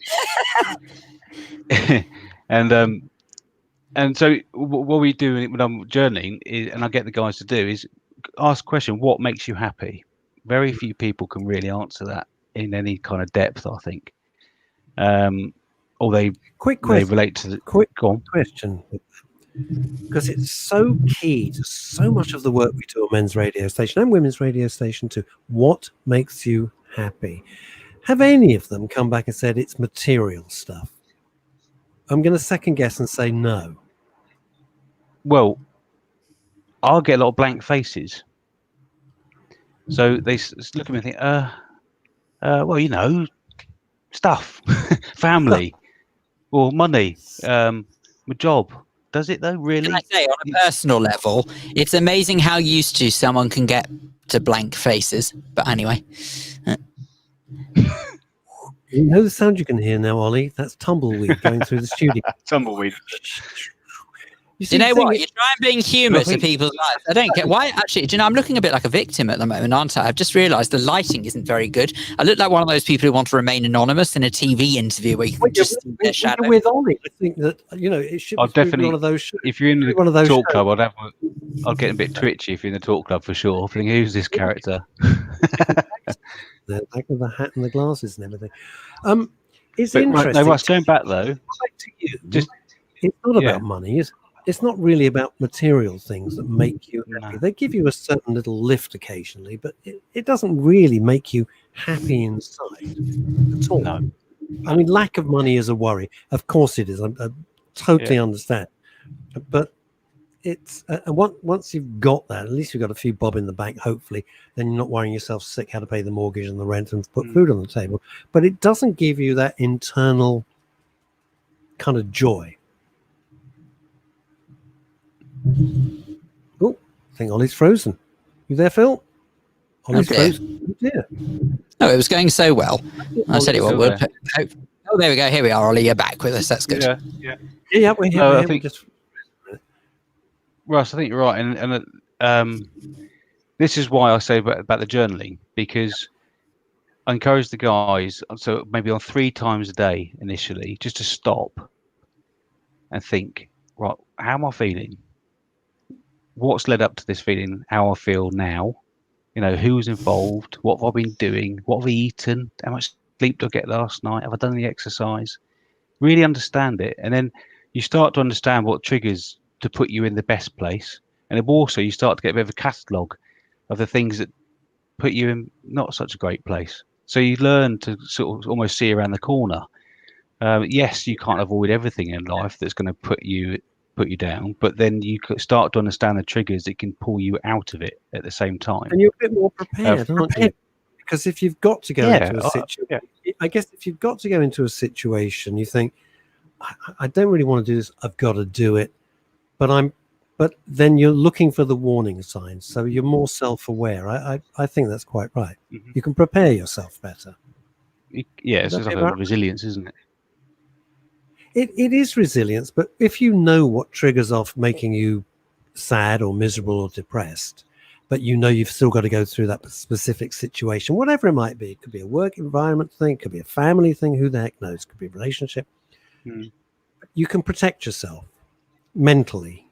You can protect yourself and think, well, I've got to get through this, and I know it may not be pleasant, but... And I think if you're that self-aware, which is everything you've been saying, I think if you're that self-aware, it won't trigger that horrible mood change. If you're lucky. And there can be something, something's going on in a life that you are completely unaware that they're having a negative effect on you. It could be a relationship. It could be just something really simple that happens during the day with one of your kids. That just you think, actually, that just puts me on edge a bit. How can I address it? And unless you're really conscious and being really self-curious to learn those things, you can't ever change them. And for example, one afternoon, in fact, it was a year ago today, we went down to a beach in Devon. We're doing a competition down there, a CrossFit competition. Okay. And it was a blistering hot day, and I put my cap on, baseball cap on, back to front. I'd never done it before. I just put it on. And you know what? I just felt really good. I don't know why. It just made me felt really good. So from there on, I just recognised it, and I thought that cap pretty much. If I was just feeling a bit pants, I just put it on back to front. It just made me smile. I don't know why, but it did, and it just lifted me out of that little mood for a while. That's So extraordinary. now it's just one of those little triggers that I have. But it doesn't matter. But I think it's that. It doesn't matter, Ollie, why it makes you feel better. It just does, and I think that's. Exactly. Yeah. I think it's fine. I think you kind of leave it without like drilling it to death, and just go, put the cap on backwards. I feel better. End of. I don't need to know anymore.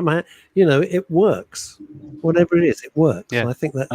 Angela Lee says, she's commented and said that material things don't make you happy if you are not already. It's having someone to share things with, not necessarily a partner. Interesting. How important are other people in your life, Ollie, would you say? Other people? Yeah, how important? So you broke up. How important to your life is relationships with other people? I don't know whether you're married or not, but what I mean is that sort of how important are other people in your life? So, I think so. I am married. I've got 3 kids under the age of 9. And I think your question was about how important other people are, relationships are to me. Yes, they're incredibly important. Yeah, they're incredibly important. And part of the process of when I was at my lowest in the police towards the end, and when I came out of the police, was I realised I had pushed away a lot of very, very close friends. And I from school age, and we had mates all through life. And I would push them away because I didn't want to talk about how I was feeling. I didn't want to talk about the fact I was depressed. And part of the get curious bit for me was I had to reach out to those guys again to rebuild those relationships, because I knew actually they made me very, very happy. Those lads made me very happy. Yeah, when you did reach out to them. Open-armed, Russ, to be honest. It was a bit cagey. We had a couple of conversations about where have you been. And were you honest with them? Were you honest? I'm just going to delve absolutely here. And you just said, "Look, I was in a very bad spot. I was in a bad place. Blah blah blah, etc." Did they understand? So, I think I opened up. So the signal's very good. I opened up to a mate of mine who's particularly close, and that sort of got me back into the fold, the friendship, if you like, via text messages and a few socials. And naturally, as you know, over time, it didn't take long, but over time, I found being very open and honest about them, about why I'd sort of distanced myself, what had gone on, and actually through Get Curious they could read also what was going on. They became to understand, bloody hell, no, Ols was in a bit of a bad mess. Actually, they started asking questions about, well, why didn't we know and why didn't you tell us? And then they felt bad, all saying, well, should have reached out to you and said what. They didn't recognise the things that were going on.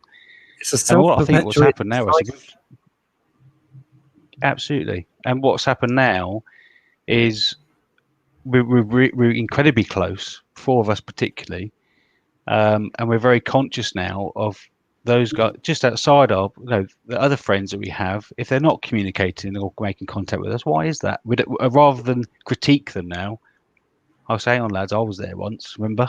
So what's actually going on? Let's ask the question. I mean, encourage it, and that's what the talk clubs are about as well, Russ. It's about creating that environment to be open and honest with people, And if people are quiet, then reaching out to them and asking them why, what's going on, what's the scoop. But yeah, no. So in relation to your first question about friendships, obviously my wife and children, you know, every day I'll try to look at how we can maximise our time together, because it makes me incredibly happy to be with them every single day and doing stuff every day. Nice. And friendships. But it generally does, Russ. And so whatever we can do, and me and my wife on the same page, we just try to maximise that amount of time, because that's what it's about, isn't it? Time is so valuable, more so than money. And with children, Ollie, with children, I can tell you, it goes so fast, and then boom, they're gone, and you go, "What the hell was that? Where did that time go? How come they're all gone now?" And wow, it honestly, it's lightning fast. You may not think so with your three little ones, but trust me, suddenly they go from loving dad to, oh God, it's dad, and then they come round again. But wow. Yeah. It's a roller coaster. If that doesn't make you feel terrific, then nothing will. What? Say what? Phil, I missed that. What did you say? I just said, and if that doesn't make you feel terrific, nothing will. But it's true, and I think every parent and grandparent watching will just go, "Yep, that's right." They go away, and then eventually they kind of come back. They come back again. Do you think it's the slogan for Men's Radio Station is, which you dreamt up, was "Where Men Really Talk," which is why we were so keen to get you on, Ollie, because you're the living, breathing embodiment of basically everything that we try to set out to do. Do you think it is getting easier for men to actually speak their feelings and not talk about football and all the other nonsenses? I think it's becoming easier to potentially find a place to do that. Right. So so I think there's more and more groups and organisations, if you like, being set up similar to mine. Whether they, once you're in there, whether they actively encourage lads to open up, I don't know, and whether lads are actually, the access is there, but whether we're actually getting lads to open up more, I don't know, Russ. To be honest, I think the opportunity's there. But from my perspective, in the workplace, I don't see it being much different in a normal scenario, if you see what I mean, in normal communication. The police is a sort of institutional on its own, though, isn't it? It has a very, you get up and get on with it attitude, I would have thought. I mean, I've never been a policeman, but that's what I'm assuming. Yeah, but no, I haven't been one for 6 years. But it does create that mentality of just get on with it, and that's probably one of the reasons that I had my biggest. When I was in the police, the most critical instance I dealt with was a traffic collision, and I was first on scene with a friend of mine, and I couldn't save the life of this young girl. She was 6 years of age. And at that time, I knew it was significant, but I didn't have children at the time. And I finished that and went away, and I just went on and did the next job. I never talked about it, and that's what caused me problems later. You see, so yes, there is that tendency just to crack on. Sorry, Phil, go on. I was just going to say that. Do you ever stop seeing that image? Because I mean, I can't help but wonder whether or not just seeing something as traumatic as that, it must stay with you so vividly. Yeah, and that was really where my issues triggered from towards the end of my police career, and when I left, and now. And this is sort of more, and in fact but in terms of what we're talking about, Russ earlier and Phil, is about knowing when something's coming and trying to deal with it better. So a big thing this month that we've done with Get Curious is this is the 13th anniversary of that date. Wow. And that date is particularly difficult for me. The whole month is quite difficult for me, to be perfectly honest. And in a way to turn it into a positive, this year I arranged everyone to a 13-kilometer walk. So on that day, so knowing it's been particularly difficult, I thought, let's celebrate life. Let's encourage people to talk. and just turn it around. And we had a fantastic day, and I'm so grateful to all the guys and families that mucked in and actually turned it to a good day. It's interesting, Ollie. One of our listeners is saying to you here, it's on my screen, so Phil won't be able to see it, unfortunately. It's from Michael Swindles. Spend all the time you can with your kids, Ollie. Agree with Russ. Our son went from a baby to being 24 in what feels like overnight. And I'm sure when your three little ones are driving you absolutely around the bend, you're thinking, oh, God, please grow up and leave. But it happens so fast. It happens so fast. Right. I'm kind of edging around something, so I'm trying to be a little bit delicate. But after your horrible, traumatic incident with the little girl, I'm reeling from that, really. Was there any counselling available? Was there some system in place they could say, well, Ollie, let's talk about what happened? Or did you just have to plow on? I mean, you said you went straight on to your next job. Yeah, and so Phil, I'm not criticising. I want to make it perfectly clear. I'm not criticising the police force. That's fine. I'm Yeah. asking objectively. Yeah, no, I'm not. No criticism implied at all. Yeah, no. At the time, so the incident happened. If I went through, like, very first thing in the morning. After it was obviously went on for a long part of the shift. That sort of thing doesn't happen. It's not. It went on for a long part of the day. At the end, I think I was asked by the fire brigade at the time if I wanted, because they were there, if I wanted to go to a debrief with them and the ambulance service. And I just said, no, I've got, we've got things to crack on with back at the station.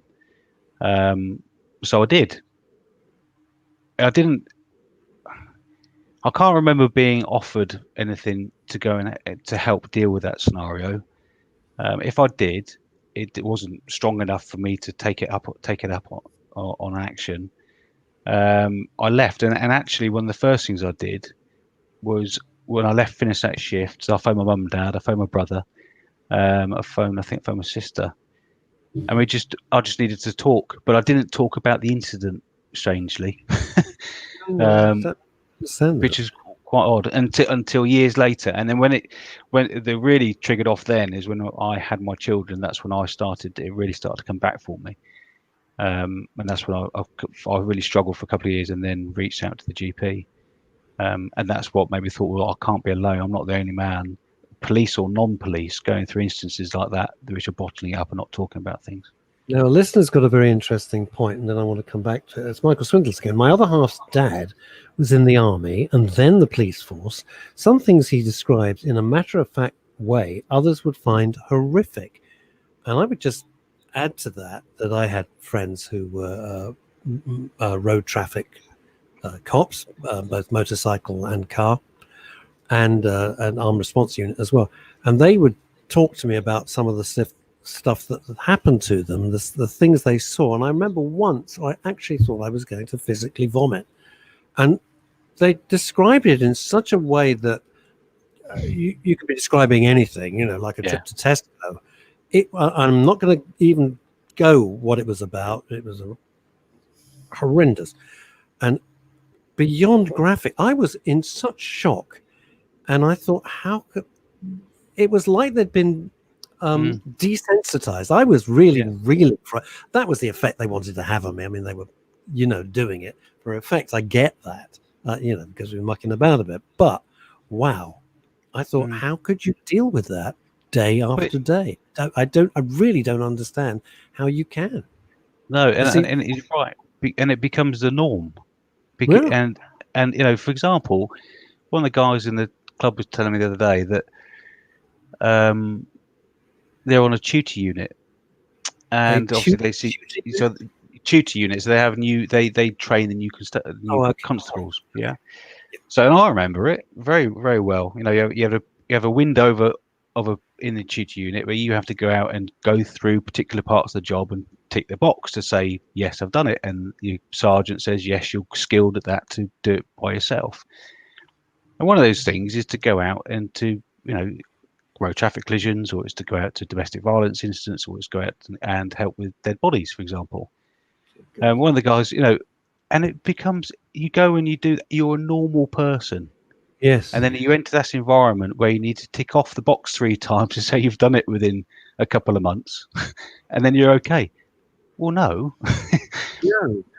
No, I know people who go through their entire life and never come across any of those instances, but you might do it in a couple of weeks, and then life just continues. And I think this is why I encourage the lads to come into the club as individuals and not as collar numbers, because they have their own. They're not immune. They have their own struggles in life to deal with: relationships, health, finances, everything else everyone else has got to go with. But when they go to work, because they put uniform on and they start to deal with everybody else's problems again, but they've still got their own to deal with. And honestly, they're so admirable.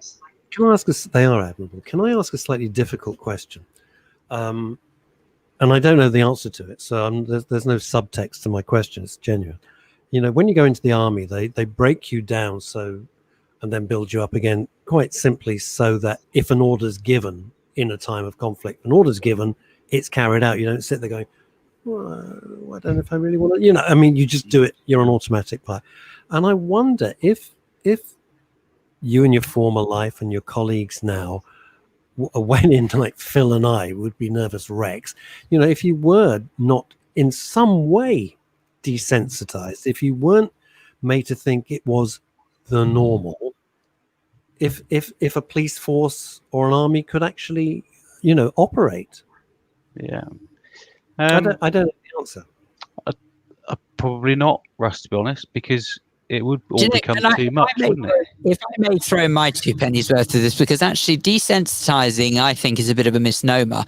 I believe that it's a state of mind that one has to try and maintain, because yes, it's true, you can be desensitized to many scenarios. I mean, I've often said that working in a news environment, I find myself completely desensitized to some of the news that creeps through when everyone around me is saying, oh my God, isn't this terrible? It's so sad. And I'm, as you know, Russ, quite matter of fact about it. I just kind of punch through it and I just think, that's it. Come on, get on with it. It is, I hate the expression, but it is what it is. I mean, it's the most pointless expression in the English language, but the point is that it's kind of true.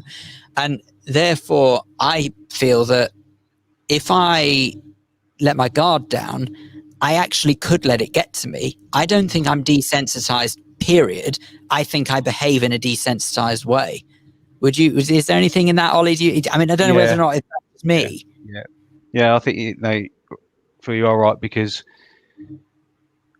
if I was to look back at some of the instances I went to initially in my career, and towards the end, when something new comes up, you are, as a human being, impacted in some way, and I think you don't want to feel that again, so you do push it away, you block it, which is probably what what you're alluding to there, isn't it? You can still be subjected to it, but you build this ability to block it out for that moment. Probably doesn't ever go away though, and that's the problem, isn't it? It comes back. I think you're right. It doesn't go away, because there was the one example that springs to mind straight away is, I don't know whether anyone remembers, but a few years ago, I reckon it was probably about coming up to 10 years ago, if it wasn't already 10 years ago now, and there was a helicopter crash in London. Helicopter. Is it Battersea or Vauxhall or something like that? It's a helicopter flew into a skyscraper. The new building hit the crane. Yeah, okay. It crashed into it because this crane wasn't properly lit up or something like that. Anyway, my understanding is anyone who was on board the helicopter didn't make it. And all I know and all I remember of that instant is 2 things. I remember, one, everyone in the newsroom around me saying, oh, quick, got to get reporters out there. Come on, let's go. Who's available? Right, who can do this? It was all about getting the story. Never mind that people had instantly died here and the way they died was horrendous. It's all about quick, get the story. And then from the other angle of that, friends, family, or what have you, all commenting on social media, all saying the same thing, understandably so. How awful this is shocking. And it was a real pivotal moment for me, because that's when I realized, oh my God, I might be heartless, because all I was focused on was the story and I wasn't focused on thinking how terrible it is. Of course, in hindsight, I realize now what a ghastly thing to happen. I suppose deep down I did, but I was so wrapped up in work that I didn't think like that. And I still have that ability. I hate to say it. And Phil, I can relate to that entirely, and that was particularly why I left uniform policing, is because I found after time, I was going to instances, whether pretty much irrelevant how severe they were, to be honest, and I was getting really good at blocking out and just going through the process, and I didn't like that about myself. I remember coming home for one night to my wife and saying, "I've just been to like a domestic incident. It wasn't too severe, but I found myself being really matter of fact, and I didn't really like it. I really did. I didn't like what I'd become. So I then looked to change the role I had in the police, because I felt exactly that. I was going there to tick the box, and I lost that ability to really help and care. There are questions, Ollie, that you say that you ask people, you get people to ask themselves. Can we look a bit more at that just before? I'm very aware of the time and I don't want to run out of time. Just imagine, okay, that based on the scenario I've given you, that I've said that I consider myself to have the ability to be heartless when I don't mean to, and then as a result of it possibly not liking that side of me very much. What kind of questions do you think that if I was to say, I know it wouldn't, because I'm not a former police officer, but you know what I mean. Yeah. So what kind of questions would you get someone like me to ask themselves to maybe change perspective or help themselves? Yeah, I think so.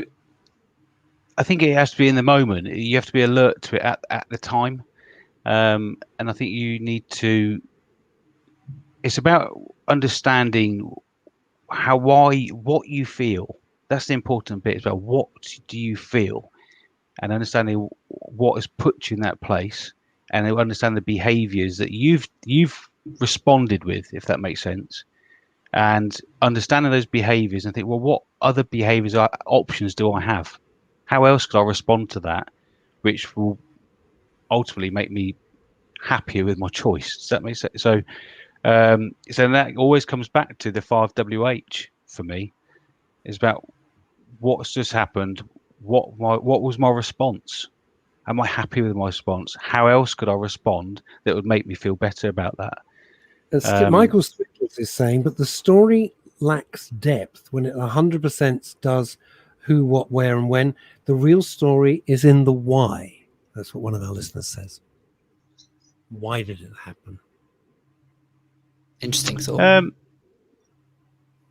Yeah, it can be, can't it? But in understanding why, I think quite often the other 4 W's come into triggering the why. I slightly worry about the why, though, because sometimes you can't answer that. No, there are numerous scenarios where someone would say, "Why does this happen?" Yeah, and I always look at. I'm sorry to bring it up again, Ollie, but let's look at the incident that you spoke about, where that 6-year-old lost her life. Anyone could ask, "Why would that happen? Why would that be allowed to happen?" You're never going to get the answer to that.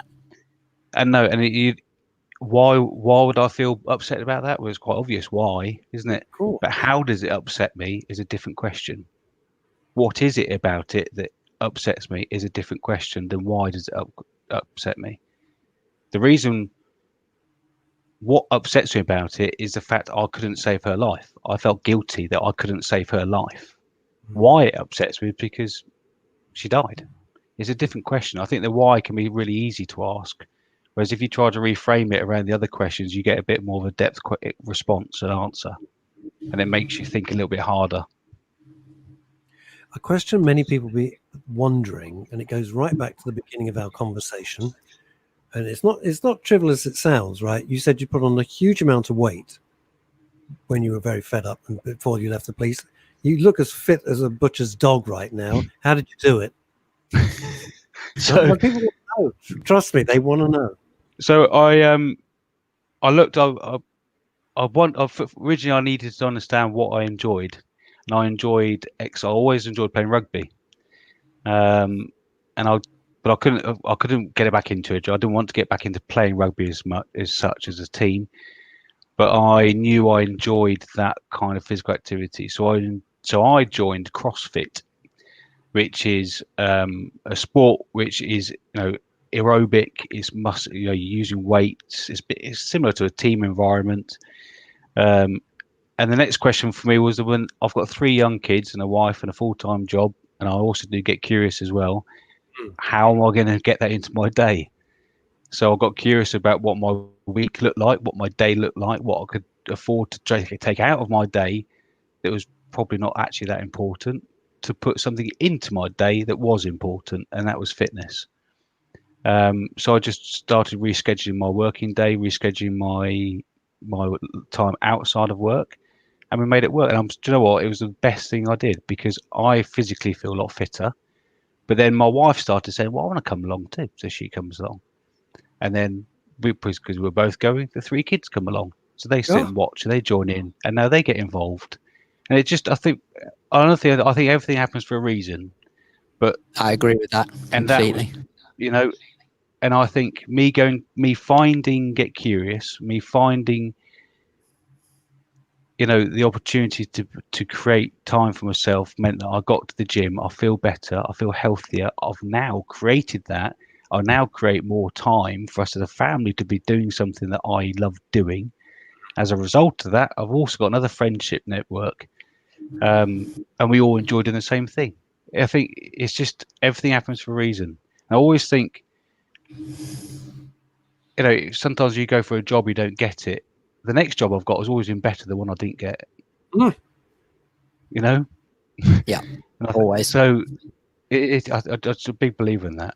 But if people want to get hold of you and learn more about Get Curious, how do they do that? What's all the details? So, yeah, of course. I'm on LinkedIn, so you can Ollie Martin on LinkedIn. We've got a website. I've got a website at the moment, which is Ollie Martin. So www.ollie-martin.com. But we've currently got getcurious.org being created, which will be the main one to go to. Right. If you go into Facebook, you can search my Get Curious page. And also, there's 2 talk clubs in Facebook. So if you search hashtag Get Curious Talk or hashtag Get Curious 999, you can join either one respectively. Or email me if you like at curious@ollie-martin.com. Okay. Excellent. Oh, thank you, Phil. That's look at that. It's like magic. Like excellent. There we go. Thank you very much. It's been a pleasure. It really has. It's been a pleasure. It's been very, very interesting. Thank you for sharing it. Thank you for being a good sport as well, and good luck. It's particularly good luck with 3 young kids. That's what I really want. No, so I'll just say, happy days. Thank you very much, Ollie. Much appreciated. Thank you, guys. Best wishes to you all. Goodbye. Bye. There you go. Ollie Martin there from Get Curious. Do you know what? Absolutely fascinating guess, as Michael said. Once in a while, it takes someone to just change perspective on life. And by that, I mean, remind us once in a while that we need to step back and we do need to make sure we're looking after ourselves. And I wasn't necessarily going to bring this up today, but I think I should. No, because I know I've only got a couple of minutes until our next guest, so I'm not worried about whether or not I have to go into an in-depth conversation about this.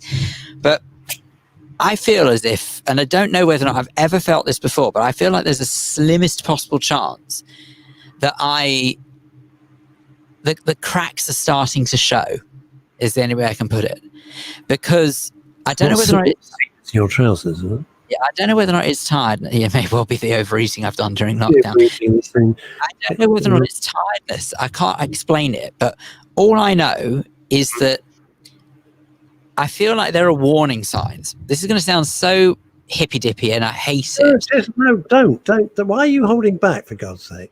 Because I'm not sure whether or not I've ever experienced this before, and it bothers me. I feel like there are signs. I'd love to know. I seriously would. Okay, there are really silly things. Like, for example, on my way home this morning, right, of all the places, now I know that you're not religious. I know that people watching this aren't religious, but bear with me because it means something to me. On the way home, driving home, at a really obscure hour of the morning, I just happened to stumble across the chief rabbi walking past where I was driving. Now, okay, Chief Rabbi Mervis, who anyone who doesn't know him, actually lives in the area, sort of lives in the area where I was driving through. But I don't know why I would have seen him at that moment. And I just hope it wasn't a sign or anything like that, because, you know, religion sort of is quite something to me. So it's really sort of silly things like that. Why would I see the chief rabbi? Is it a sign? And also, the other thing I've been feeling a lot recently, it's very, very hard to put into words, but I've become more aware that I talk to myself. And I know that sounds ridiculous. I talk to myself the whole time. I know loads of people talk to themselves, and they know that really flippantly in years gone by, people would say, oh, it's the first sign of madness, you know, and anything like that. I recognize. No, I recognize now that, of course, it was a bit of an old wives' tale and a little bit insensitive to say that, but those kind of things stick, don't they? Exactly the same way that when things that your father said to you in the past have stuck to you. It's just comments that people say in passing that do stick. Yeah, but even if it's trivial. Right, the next guest can hang on a bit for a couple of minutes. I'm sure they won't mind. Sorry, Charmaine. We can see you. We'll be there shortly. Yeah, but because it's rare that Phil's like this. So, talking to yourself, what are you boosting yourself up? Are you telling yourself how to do something or how to get through it?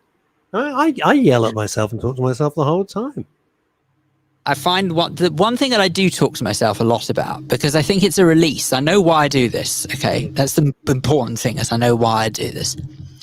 Is if there's a scenario where I am, shall we say, displeased by potentially a situation or a scenario that I found myself in. So potentially, let's just say, very unlikely, you and I have a major bust up. Okay. Not very likely. We disagree, but let's just use that as an example. A lot, but that's all right. Cool. If I was to find myself unable to get the words out at the time where it mattered to not confront you, but maybe sort the situation out with you, I find that I'd say it afterwards. So I kind of imagine what you'd say to me, and then I would say out loud what I meant to say at the time. Everybody watching will be nodding right now and going, yeah. Basically, all you're doing is when something is happening, like my friend in the chemist or wherever it was, when the person barged past and called them a racist, you know, the person said to me, I wanted to say all these things. I was so shocked. So you go through it, you rerun it in your head. You rerun it in your head when you're much calmer, and then all the words flow together, and then you think, that's what I should have said. But of course, we're not like that. That's not how life works. You know, it works in the movies, it doesn't work in real life. Everybody does that. I don't find that abnormal in the least. You're rerunning situations, and you're expressing how you think would have been the optimum way of responding, which is after the event. You know, that's life, isn't it? Hindsight's amazing. Anyway, enough about that, because we've already, in the last hour of today's show, we've got two fabulous guests that we've got to try and cram in, and I have kept her waiting long enough. I'm so sorry, but delighted to say that joining us now on Men's Radio Station, live from her living room, it would appear, is Charmaine Davis. Charmaine, hello. I'm always curious. Yes. Hello, Charmaine. I am live from my living We are room. incredibly nosy. We love to know what people's living rooms look like. This is the only good thing to come out of coronavirus, is that we get to see everyone's homes. Fabulous. And it's the only good thing about. I've hidden all the rubbish. I've hidden all the clothes and everything. You've done it well, girl. You've done it well. Can I make a suggestion? Charmaine, I know this is going to sound really boring and technical. Could you flip your phone 90 degrees clockwise so that we may see you in landscape mode? So your phone, rather than like this, like that. And there we go. Look at that. Perfect. There we go. Terrific. Thank you. Charmaine, had you known that, you could have left everything as it was, apart from what's ever on the sofa. You needn't have cleaned up. I know. I'll think about it and talk to myself about it afterwards. You go, what the hell did I do? I'll have a little discussion in my head. Yeah, it's. Now you have a very fascinating background. Go on, give us a bit of a clue of what you do? Because clearly, talking to Phil and I, so the line is a bit dodgy. It's a bit crackly, so you have to bear with me. could you pedal a bit faster? Just pedal the dynamo a bit. Yeah, I'm cycling furiously. Yeah. That's all right. Oh, okay. All right. So tell us all about yourself, all the good bits. All about myself. Well, Yeah, oh my gosh, I do all kinds of things. Before lockdown, I did all kinds of things. Okay. I'm an actress, comedian, do a bit of broadcasting like yourself. And now, actually, since lockdown, I've discovered that I have to create money else, other ways, because obviously the comedy scene is dead, the acting scene is stopped, everything's stopped. So I've actually started painting again. It was something that I did a long time ago. I studied art at school, and then life just gets in the way, doesn't it? And you stop. Always. Yeah. So I've got the paintbrush out again, and I've got my own little online shop selling Be honest, my cartoon drawings. My front hall, if you're in the mood, could do with a bit of probably the wrong kind of painting. Well, I'll do anything for money within reason, Ross, I tell you. Now, let's talk about the world of entertainment, which is one of the main reasons I was really pleased you could join Phil and I, although Phil's probably gone to look at bread again. No, he's back. He's gone to get a banana. Now, Charmaine, please don't take offense that he's eating. He is. Please don't. Has to watch his blood sugar level. It's not a joke. I apologise. Do excuse me. It's not being rude. It's not being disrespectful. It's fine. You've got to keep your energy up.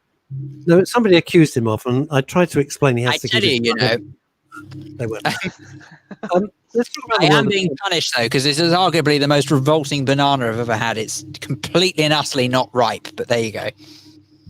Blame your mother. Now, Charmaine, you seriously, like so many people, I mean, don't go into the nitty gritty, but like so many of my friends and my colleagues, their world has just stopped. It's absolutely ground to a halt. Yeah. How has that affected you? Obviously, financially, I didn't even ask the question. How has that affected you emotionally? Yeah. Do you know, during lockdown, I've had real days of going, this is going to be fine, we're going to get through this. And other days, I've just been like literally crying on my boyfriend's shoulder going, what's the point? I can't see any point anymore.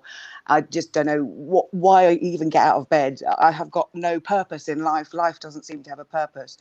And then I sort of shake myself and go, look, we've got to get through this and we've got to be strong. But mental health is for everyone, male and female, I think. It's really affected so many people in so many ways, because everything we took for granted has changed. We can't just walk out the door. We can't just go to the shop, and especially in entertainment, our life is going in to entertain people, going out on the road, and entertainment more than anything has just stopped. The theatres are in such a state in the West End. I mean, this is horrifying. It's horrifying. You're a professional. The people are trying to do online gigs. Sorry. No, I'm shaking my head, because if you're doing comedy, and I don't know whether you'll agree with this or not, I was asked would I do part of my stand-up, and I initially said yes, and I thought about it for 24 hours, and I went back and I said no, because the thought of trying to do comedy without an audience reaction, it's impossible. It just can't be done. It can't be done. And if you're doing a monologue or something, no, I agree. If you're doing a show, it's quite impossible. Yeah, without the audience reaction, it is literally impossible. I mean, you're sort of used to waiting for applause breaks, if you should be so lucky, and laughter. And obviously, you're not getting any of that feedback when you're doing gigs online. Now, what I tried to do is initially at the beginning of lockdown is do little like comedy characters. So I was doing impersonations of like Gwyneth Paltrow, Bjorg, Madonna, and just doing funny little clips, of how they would react in a lockdown situation. I was putting those out on, but it's not the same as an environment with a live audience and stuff like that. And it's great, oh my goodness, I've had 300, 400, 500, 600, 1,000 views, but a live audience is so much better, and you get such a buzz out of a live audience as well. And I think a lot of people in the entertainment industry missing because you can't beat that, the laughter and the applause and all that kind of thing that comes along with an audience. It's the interaction. I mean, I would suggest, and we've not met before, but I would suggest you were doing those character things because it's for your own mental health as well. It gives you a purpose. Oh gosh, yeah. You know. Yeah, no. And what happened 100 actually people like just before the beginning of people lockdown? I'm just saying, whether 100 people or 1,000 people liked it, it's like you've done it. It gave you something to do that day. It made you feel better about yourself. It gave you a sense of focus. Those things, I totally relate. It was my agent, really. She sent me out just before lockdown started. She sent me out a request to do a self-tape for something. And it was actually a wind-up. It was for April Fool's Day. And she got me to dress up as a sweet potato. But, of course it was a wind-up. It was April Fool's Day. But, I dressed up as a Sorry, hang on just a cotton-picking second here. How the hell does one dress up as a sweet potato? That must have taken an awful lot of pair of tights. Well, I had a big brown jumper. That was a start. But, this is what happens when you go to drama school and stuff. You learn how to improvise. So I suddenly had to think, how would I behave as a sweet potato? But it was that got me into doing the funny little skits that I was doing on Facebook with the other, Madonna and that kind of thing. So the question on everyone's lips, though, don't you, is did you have to wear a jacket? Go on. Oh, boom. God. He's here all week, folks. Try the veal. Yeah, thank you. Don't forget to tip the waiter, ladies and gentlemen. The comedy stylings of. And at midnight, it's Charmaine Davies up in the crystal room. Okay. Well, quite. Who's your agent? Go on. I want to know if I can avoid them. Not Gabrielle Gerard. Who's my agent? Not Gabrielle. Gabrielle. No, I'll message you later. But no, I love my agent. I've got to give her credit. She gets me lots of work, and before lockdown. But no, I love her, so I'm not going to knock it. No. Leave that to us. I can't afford. We take care of that. It's our job. Right? That's what we do. It's that. What are the rest of your friends doing? Because I pose the question because a lot of my pals who are in the industry go, we don't know how we're ever going to make money again. We really don't know what to do, and we talk and chat it through, etc. What are your friends saying, and how are they reacting to all of this, and what are they doing? A lot of my friends. Well, when it comes to comedy, I mean, this is one thing that has made me a little bit cross, because I do think in these sort of situations, you have to think outside the box. You can't just think, well, I'm just a comedian and I've got to sit here and starve to death. You do have to think outside the box. And obviously back in the day, comedians were singers, dancers, they were all-round entertainers. They didn't just tell jokes. Yeah. But now it just seems to be that a lot of comedians can just tell jokes and they haven't got that triple threat sort of feel to them. But that obviously the whole industry is shut down. I think, like I say, a lot of people are getting into their little cottage industries now. They have to think outside the box. Otherwise, unless you want to starve to death, you do. They are finding it really difficult. It's really, begging the government to take it seriously. That because a lot of people go, oh, well, you can get a real job now, can't you? And they don't think that actually the entertainment industry is a real job. Oh, you can go and get a real job. Well, I've been working in the entertainment business for 25 years. It's quite difficult to go and get a job as a secretary now. It is hard. It is very hard. And unless you've ever been in the entertainment world, and although it's huge fun, massive fun, and better than working in a tin mine or something, it's tough on a whole load of different levels and pressures that people don't. I'm not being precious about it at all. It's just a fact. It's just a fact. Because you're going out there, you're putting yourself on the line, and you're going, it's me. And if people don't like it, that's quite, it's quite hard to take. Whereas, if you're working in a bank and somebody doesn't like the way you're dealing with them as a customer, Who cares? It's Nat West or Barclays or something. Not you. That's it. So how Totally. for your friends? How are they? No, it's totally. But mentally, what how they dealing happened? with it? Sorry. Mentally, I'm just really curious because it's affected so Well, many people in so many walks of life, and I just wonder how they're keeping, trying to stay cheery a lot and of people trying to angry. stay stable.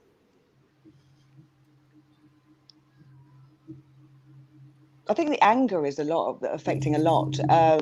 It's the frustration of everybody else seems to be going back to work. Hairdressers, the pubs open, for example. The pubs are opening, and everyone can go and get drunk, and they're not going to social distance once they're drunk. But you can't go to the theatre where it's a little bit more. I hate to say this, a little bit more refined. Do you know what I mean? You're not going to get people drunk and going crazy in the theatre as much as you possibly would in a pub. Yeah. So I think that's the frustration and the anger. I know a lot of people, especially guys actually, because there's this whole movement at the moment that seems to be sort of hating men in the comedy circuit. They all seem to be predators, which is a bit of I think it's bored people on the internet, on social media. They haven't, so it's just like, oh, and this person, I'm going to name and shame this person, and it's all got a bit angry. Was that true? And it's Charmaine, was that true? Yeah. Was there a lot of the whole was there a lot of male predatory behaviour in the comedy circuit? Well, this is where the lines were blurred, you see, because I mean, when people go, oh, well, you've got no experience of abuse, how do you know? And all this, basically, when I lived in America, have you ever seen that? There was a podcast originally called Dirty John. No. Do you remember where the guy was mentally abusive to this woman? And basically, I was married to a very big abuser. He would knock me around, lock me in cupboards. Oh. It was horrendous, right? So when I talk about abuse, I've been through it. But when the lines were being blurred on the circuit, where people, oh, he looked at me odd, so he's got to be an abuser. Now, that's, I know. And this is where the lines are being blurred. Just because I've given people dodgy looks every day, probably. But that doesn't make me abuser. My eyes are rolling for exercise. Sorry? I'm saying who doesn't? You see, this is where it gets ridiculous. If there's predatory behavior, that is one thing. I didn't like the way they looked at me. Well, get over it. Grow up about that. I know, exactly. Like the way he looked at you. He gave me an odd look. Really? And what really annoys me about that, of course, is it totally and utterly detracts from the main problems, the root of the problem. So when, Charmaine, you talk about having an abusive ex, you actually that kind of gets knocked into the shadows because the petty stuff is being sweated over rather than the main stuff, which is very annoying. Yeah, and these poor guys are sort of being named and shamed just because they looked at some girl. They think the girl thinks that they looked at them strangely. So therefore, he's got to be watched. He's got to be watched. And it's just like, these poor guys. And I feel really, this is the problem I think that I'm sort of seeing at the moment, especially on social media. There's all men must be predators kind of attitude. When actually, where's this Be Kind movement suddenly vanished? 1 minute you're on the bandwagon of Be Kind. It lasted a week. And the next minute that you're on another bandwagon. The Be Kind, what a joke. It would have been, the Be Kind thing lasted about, 6 days. And then, we're bored with that. Forget it. Let's go back to how we really are. It's very unfair. There is a huge amount of bandwagon jumping that's going on. Yeah. It's just like. Of course. Bandwagon jumping. Every week there's another bandwagon to jump on. And if you don't jump on it, then you're bad person, and you must be one of oh no, social media is bad for people, quite honestly. Well, it's interesting. Phil, who's a very social animal, came off social media completely because it was Garcia. I have to do it to promote the radio stations, etc., etc. Yeah. But Twitter can be an absolute a cesspit. I go in, do a little bit of work on it, and then I leave. Because once you start to go, I don't know how you feel, once you start to go down that rabbit hole, you end up in a fury. Oh. There's nothing you can do about it. It's just, no, totally. I very rarely go on Twitter. Well, we do it to Twitter, promote, I very rarely go on it because, and that's really why I'm on social media a lot. Because if I was, if anything was any shows that I was doing, or I don't know, a commercial that I was in might have come out. I was like, oh, look at me. It is really purely a tool for self-promotion and work. But some people use it like an online diary, going, I can't believe he dumped me yesterday, and like air the dirty laundry. And then you've got somebody just putting what is that? Some random remark and then being attacked. Yeah, I know. You're not allowed to actually have an opinion. You did get the memo. I hope you got the memo from your agent. You're not allowed to have an opinion anymore. You do know that. You mustn't have an opinion on anything. I know, but it has to be the same opinion as everybody else. You have to be a sheep. Well, you've got to be a sheep. It is absolutely true. Now, on a slightly lighter note, because I'm always ending up watching endless commercials. Now, one of my best friends was the gums of Bonjela for many years. You know Bonjela, the Bonjela stuff you put in your gum. Yes. So Helen, my mate Helen, she was the teeth of Bonjela, which has given me years of great comedy value. To be honest with you, were you the face of toilet dark? I know it's hilarious. Were you the face of squishy loo roll, or the face of a butter or something? Hang on, she's already got a loo roll named after her. Charmin, sorry. I was a face, but the girl in the bath in the Buzz Bingo advert. In the what bingo? In the bingo. Me saying Buzz Bingo. Oh right. That was you in the bath. Everyone always goes, "Oh, I didn't recognise you with your clothes on." Yeah, brilliant. So you were the girl in the bath in the bus. I love it. I was in an advert for Ring Donuts one time. I was the hole in the middle. Oh, you see why Phil's on the comedy.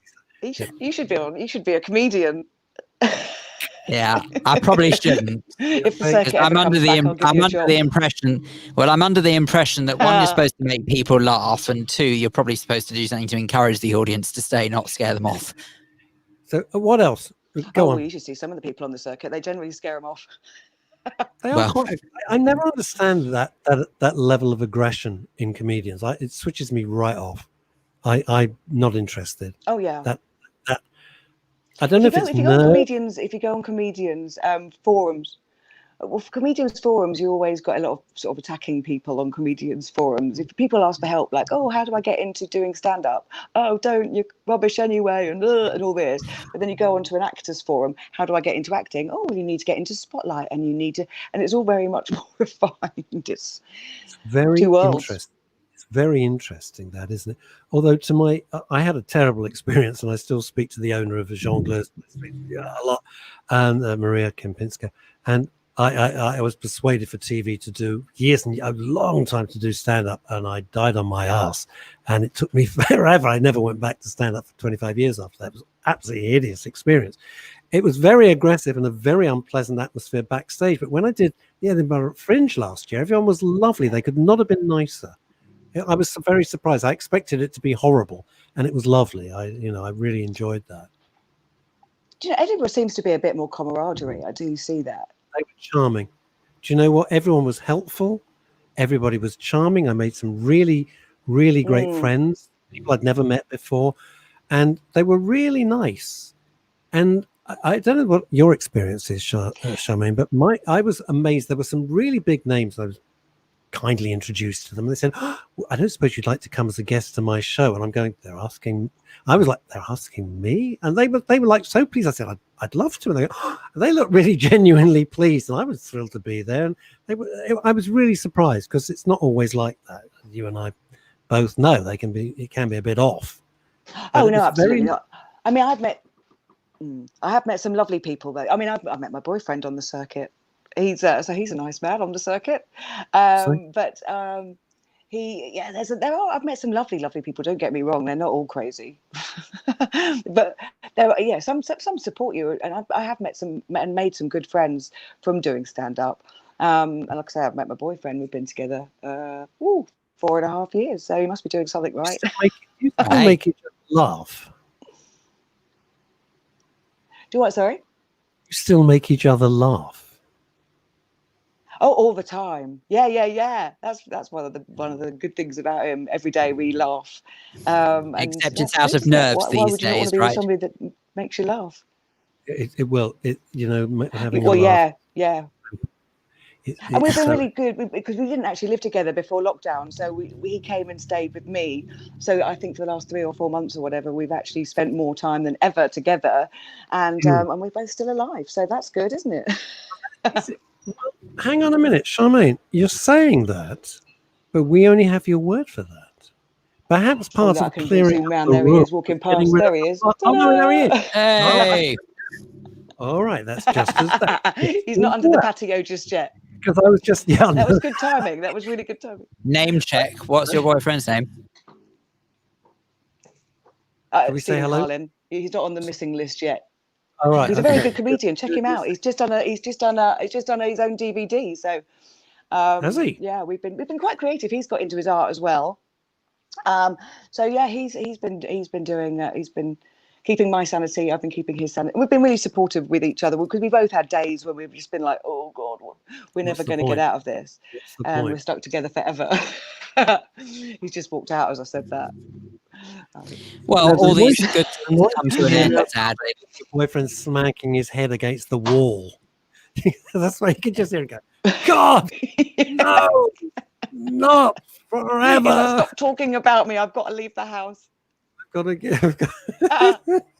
I'm sorry the line's so crackly. I don't know what's wrong with my internet, by the way. Don't you worry about it. I think there's just high demand going on for broadband all over the country as people remain indoors. So we will muddle through as we always do.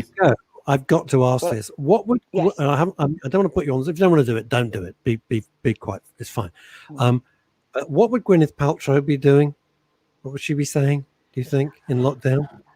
Hi, I'm Gwyneth Paltrow. I have candles that are named after my vagina.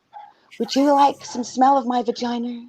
No, I wouldn't. No, frankly. No. No, not really. Smells be like honest with you, no. Good Lord. She has, but only she could do that. She's made millions out of those candles. I'm sure. Only if she could produce candles scented after her nether regions. Jeez, what's that all about? Completely sounding very absolutely. Well, the latest one smells like my orgasm. Excuse me?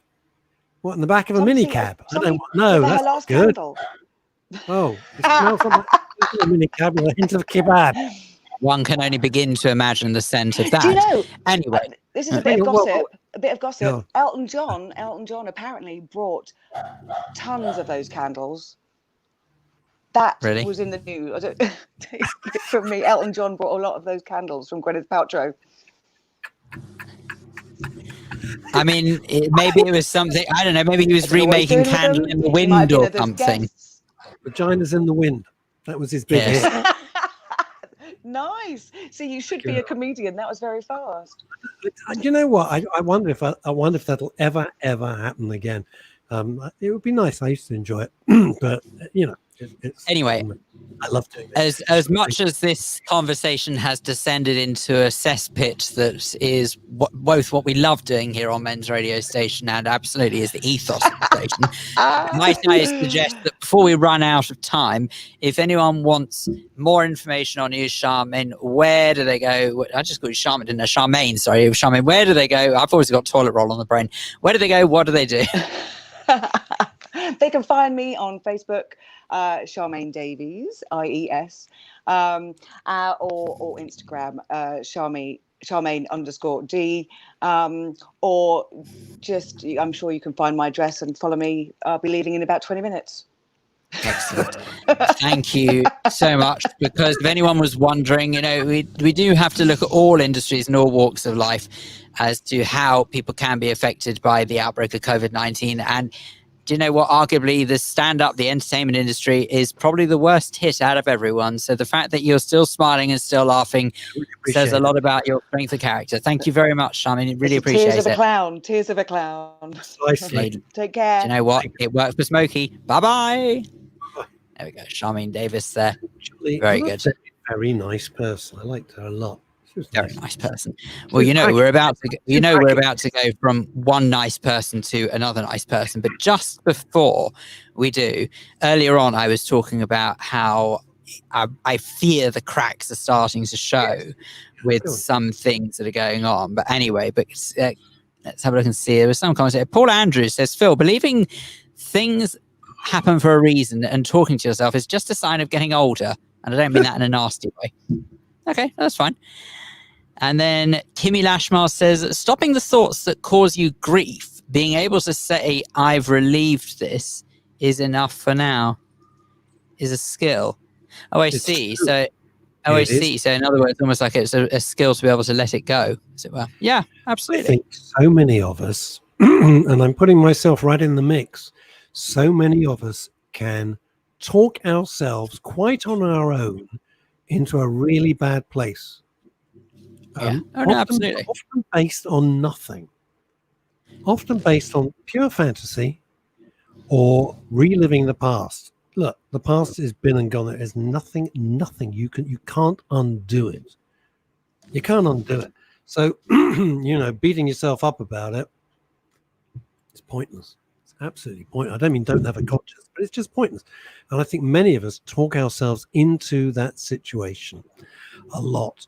And you think, why have I done that? I've done that completely to myself. No one's even triggered that. It's all been me. So I think that Kimmy Lashmar's point is a good one. It's very true. I think so. Now, RK. Yes.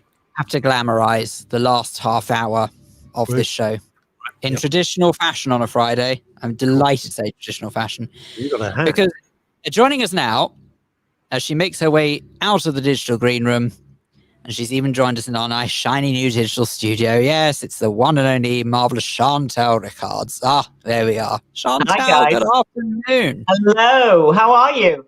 Well, fine. All the best. You're in, how do I pronounce that? Abersock? How do I pronounce that? Abersock. Abersock. Yes, occasionally known as Abersoak, but the weather is fantastic today, so let's call it Abersock instead. Okay, Aberfew. Yeah. Do we have a jingle, Phil? We've always got a jingle, you know that. So we can't welcome Chantal without the jingle. It wouldn't be right. You're so right, we can't. So, ladies and gentlemen, fasten your seatbelts, please. It's time for this.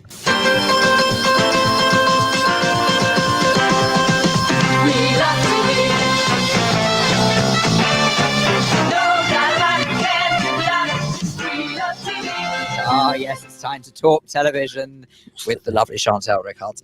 And you know what? I've just realised this new digital studio actually gives us the space to bounce around a bit more now. Have you noticed? Because in our old digital studio, we were quite restricted, you see. We could only really sort of just do the big fish. We couldn't even do big fish, actually. We could just do little fish cardboard box. Couldn't do big fish. There wasn't enough room. So with that in mind...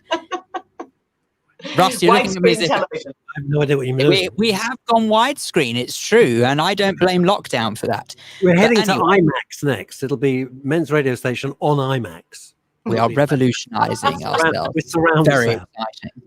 Chantel, for heaven's sakes, bring us some sanity. Let's talk television and tell us, what have you spotted for us for this week? Well, it's a big telly week. I was just going to mention that it's the BAFTAs tonight, the BAFTA TV Awards, that are happening virtually. No long frock and high heels for me tonight. I shall be sitting up here in our little rental holiday cottage, watching it on BBC One. Lots of things have been nominated, things that we've talked about, and hopefully people have enjoyed. I'm sort of rooting for The Last Leg on Channel 4 for entertainment programme, because I think The Last Leg is brilliant. It does so much for diversity. For those that don't know, it's the late night show on Channel 4, presented by an Australian. The other presenters all have some disability of some form, but that's not really what the show's about. It's just a cracking entertainment show. You're not saying being Australian is a disability, are you? I was going to say, you mean the marvelous you mean Adam Hill? Is that who you mean? Adam Hill I love. I just think he's very funny. He's got a really quick sense of humour. It's worth watching. If you haven't seen it, it's worth watching. I would suggest, though, he'd be very proud, though, to know that he was described, though, as just simply an Australian. He'd be happy with that, I'm quite sure. Anyway, so that is nominated. Chernobyl is nominated, which, again, I think we've talked about. You like Chernobyl. Before. Absolutely love it. Jared Harris, who's the lead actor in that. son of Richard Harris. I hope that he really gets that tonight. That would be great. Little Fires Everywhere the other thing that's happening, or has happened in the last 24 hours, is the Emmy nominations have come out. So it's a sort of big telly week. The Emmy nominations, again, are featuring things that we've talked about, like Normal People, which was the Irish drama that we saw on the BBC right at the beginning of lockdown about two young people at Trinity University in Dublin. Trinity College Dublin. So that's been nominated for an Emmy. The Kaminsky Method, which we've talked about, has been nominated for an Emmy. Again, wonderful. Little Fires Everywhere, the Reese Witherspoon series we've talked about, that's been nominated. Schitt's Creek, excuse the language, I'm afraid. I know you don't like it, Phil, but that has been nominated again. But to be fair, that is what it's called, so you know. It is called, yes, indeed. The Marvelous Mrs. Maisel we've talked about, and the morning show that we've talked about, both of those have been nominated as well. So really exciting things for the Emmys, which will be coming up in a few weeks' time. But tonight it's the BAFTAs. One thing I'd really like to see is a very weird documentary that we haven't talked about. And I won't use the F word in full because somebody might not like it. But it was a documentary called Don't F with Cats. Yes, I had heard about that. It's really worth watching. It's very strange. It's rather macabre. It's odd in the extreme. It's made by a British program maker, Dimitri Doganis. It's beautifully made and absolutely should be watched. And I think it's on Netflix. Should have double checked. But that's been nominated for a BAFTA for tonight, and I would really like to see that one as well. Yes, Don't F with Cats. Yeah, no, I get that, but it actually is about cats, or is that sadly, it is about a cat killer, which is an odd thing. But it's sort of got to be watched to be believed, but it's very well handled by these very classy British documentary makers, who also did the documentary film about I don't know if you saw that, Three Identical Strangers that came out about a year ago. That was, do you know what, actually, Three Identical Strangers for me started off as brilliant, and then I sort of got bored a bit towards the end of it. Is that really wrong? It's not really wrong. Because I think I found the concept of before they'd met more interesting than after they'd met, if you see what I mean. Yeah. And I don't know why, but that sounds really horrible because obviously it was a massive deal for them. To anyone who doesn't know, by the way, Three Identical Strangers is about a set of triplets who were separated at birth in what I believe was some horrible social experiment. I don't even think it was anything other than, I don't even actually think it was anything other than I believe they obviously were put up for adoption, but the way that the authorities had decided to put them up for adoption was to separate them, not together. And their respective families didn't know that. So the reason why they're three identical strangers is they come together when they actually do sort of finally meet up. I think it actually starts off with, isn't it one of the friends of one of the triplets says, "You remind me of someone I work with," or something like that, and that's how it all comes together. Something along those lines. Anyway, please watch it. I don't want to give everything away, but don't give everything away because it's worth watching. It is fascinating. Yeah, the same production company. No. Sorry, Russ. I was going to say the same production company also made a fantastic documentary film in about 2016 called The Imposter, which was about a young man who seemingly had gone missing in one of the southern states of America as a child and comes back 7 or 8 years later with a Spanish accent and not looking quite like the person that disappeared. It's a true story. It's extraordinary in the way that only true stories can really be bizarre. But again, it's the same production company. They're a very, very classy outfit who make really good things for film and television. So anyway. I can't remember, Chantal, how that ended. I remember that, The Imposter, because it was so weird. And you're sitting there going, I don't think this is the same person. Well, I think you sort of find out fairly near the beginning that his eye color is not the same as the child. The person who arrives is not the same as the child who's disappeared. So I will say no more. I think the clue is in the title, but actually it's a gripping yarn. So it's worth watching if you find that anywhere. So basically, that's just to give you a little bit of colour about what's going on in the sort of wonderful world of telly this Now, week. tell me something, because Yeah. you will know this. You were known, ever since I've known you, so when it's the BAFTAs or any of these events, you get some fabulous outfit, you look $1 billion, and then you say, thank God I got to change of shoes at the end of the night. You always do that. You got your bag and all that. But how are they going to do this virtually? You got no sort of glam and glitz. How's this going to have any pizzazz?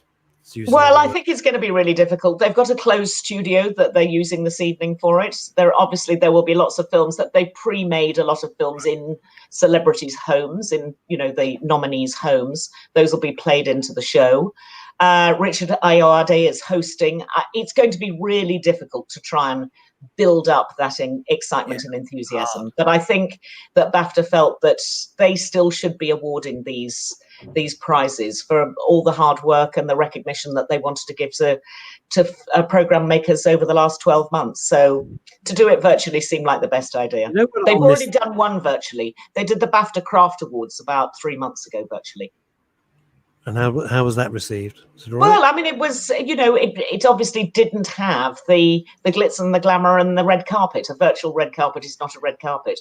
So not massively exciting, but still definitely worth a good watch tonight. It's a shame, though, because I think with Richard Ayoade, it would be amazing if he had. Could you imagine how great the BAFTAs would be if it was him versus the audience? It would be fantastic. And it's just not going to have that element. So, but anyway. I saw him once at the what's that place in the Old Witch? The place, the Starbucks, the Delaunay. That's it. I was talking about the Delaunay. I love it when they pan to the audience and they go the nominations. They go through everything, and the person that then they divide the screen up, which they do now, a bit like this. Yeah. And the person who doesn't win. Oh my God, it looks so really pleased for the other person, and I'd just be sitting there going, that would be me. I would not pretend to be pleased whatsoever. Yeah. But they have to do this ridiculous. They do. And in a way, they try not to show any other emotion, because the most important picture is the picture of the winner. And if you steal that in a way by, putting your head in your hands or grimacing, then it's sort of stealing from the person who is winning, because then the audience are going, oh, what's happening in that little box? I want to see that reaction. And so that's not, it's not very fair, really. It's not fair. It's just bad teamsmanship, really. It's a bit childish, but a bit. We're only human. We're only human. You have to sit there. Anyway. This is how my mind works, Chantal. I'm never going to be up for a BAFTA, but I practiced my look. Oh. This is how desperate I'm going. And then I'd turn to, I'd go, and that would get me off the hook. I've practiced my look as well. Can you imagine? I think my look is something along these lines. And steam coming out of your ears. There's something I wanted to. I've seen nothing new this week. I don't know why. I've seen nothing of that I could say. Oh yes, I did. No, sorry, I saw one show which was recommended to me, and I thought, oh, and then I thought, no, I really got into it. You remember Xena Warrior Princess? Yeah. With Lucy Lawless. And Lucy Lawless now is kind of unrecognizable as that sort of fierce WWE wrestler type woman, and is in a show called My Life is Murder, where she plays a former police officer. It's all set in Victoria, Australia, and she plays a former police officer, and she just wants to bake bread, so she's got this huge German bread baking machine, and she's always trying to fix it. And her ex-colleague always comes around, tries to tempt her back to be a PI. A private investigator, which she does. It's really good. She's very good in the part. She's good in the part.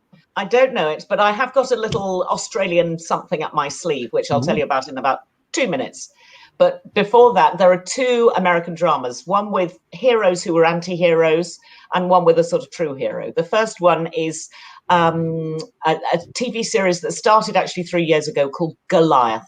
Yes, it's all filmed in California. It features Billy Bob Thornton as a washed-up alcoholic lawyer So you sort of get the shape of it very, very quickly.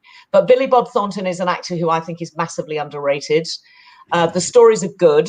The characters are very different. They're all slightly quirky and slightly strange, more so than most procedural stories like that, than most legal dramas. It's certainly not LA Law. It's the antithesis of LA Law.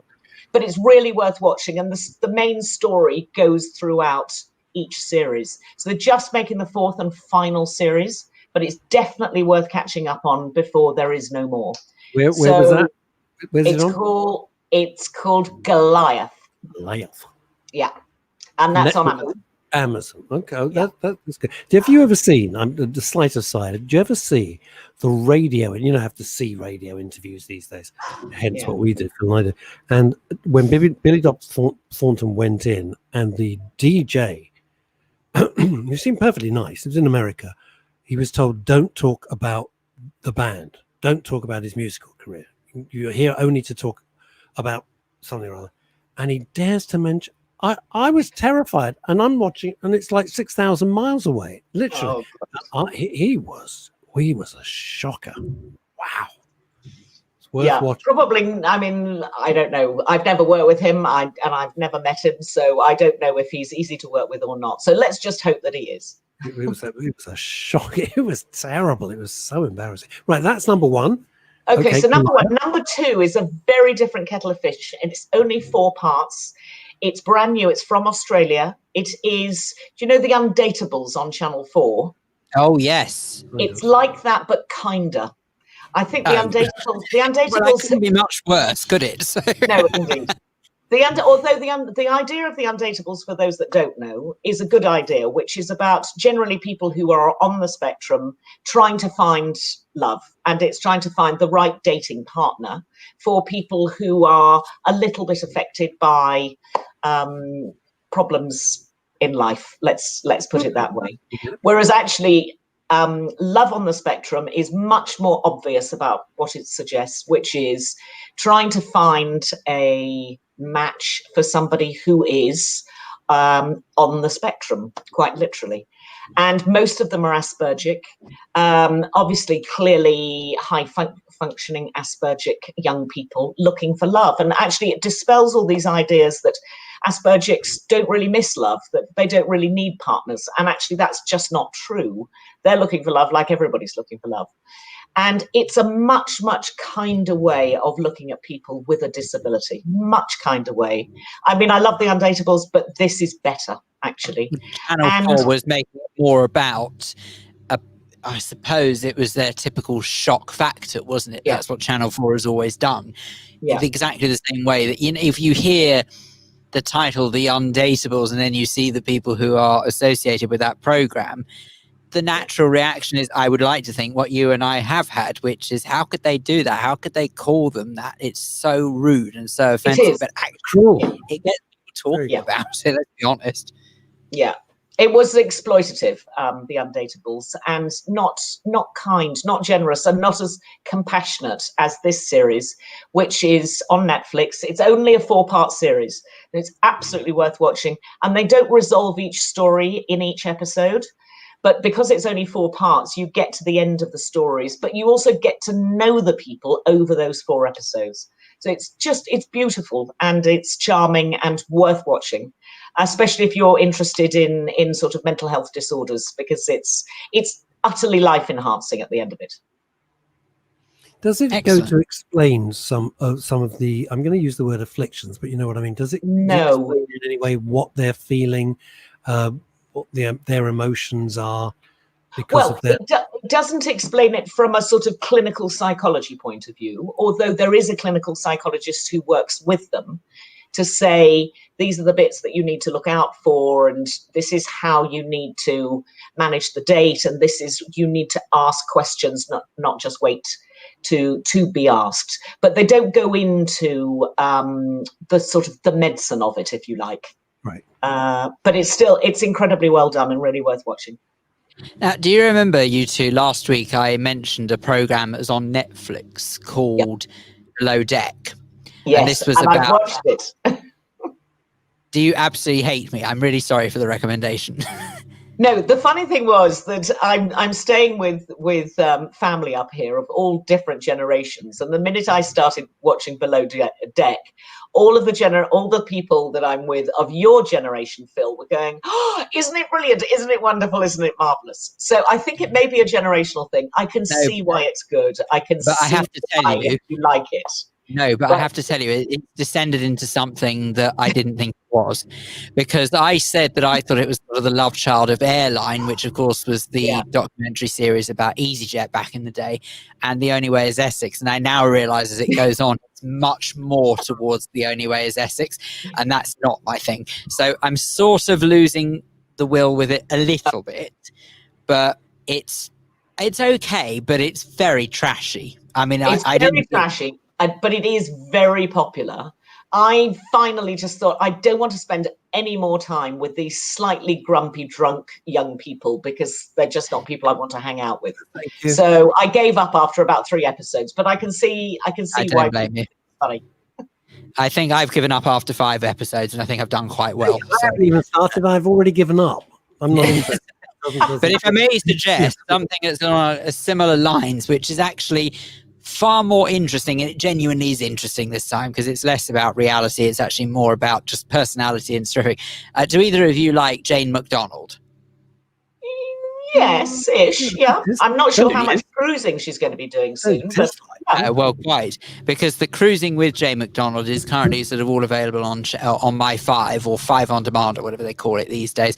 And I actually think she's terrific at it. I really, really do, because obviously she can so relate to that lifestyle because, of course, she started off her entertainment career on the cruises. Of course, she rose to fame on, was it the BBC, I think, documentary, The Cruise, I think it was called, like a BBC series, I think it was. I can't remember. But anyway, I think that's where she started. But she now is fronting a show called Cruising with Jay McDonald on Channel 5 or 5 on demand. She's so good at it, seriously. She's got such personality, and you can just tell she's real. And I personally can't stand it when people play up to the cameras, and you don't get that with her, and I like that. Yeah, and it's one of the only Channel 5 shows in recent years that's won a BAFTA. I think it was quite a surprise to some people because it is quite light.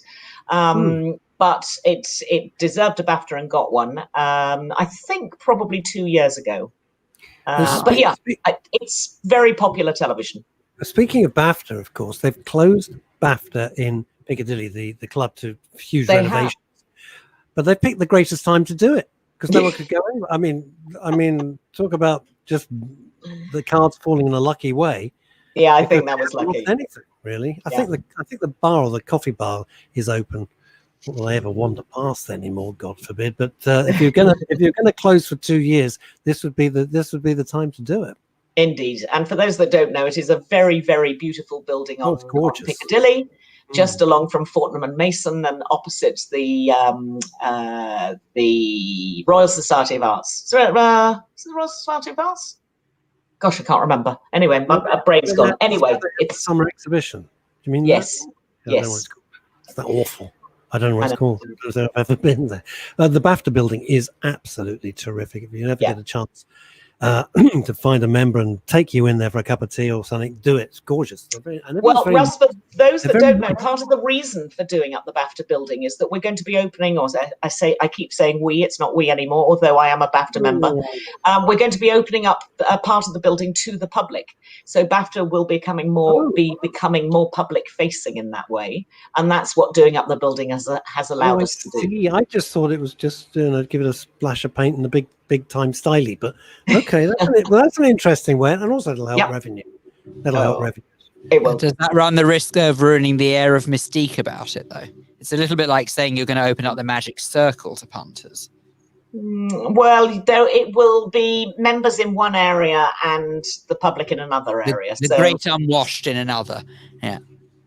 They can go, look who it is.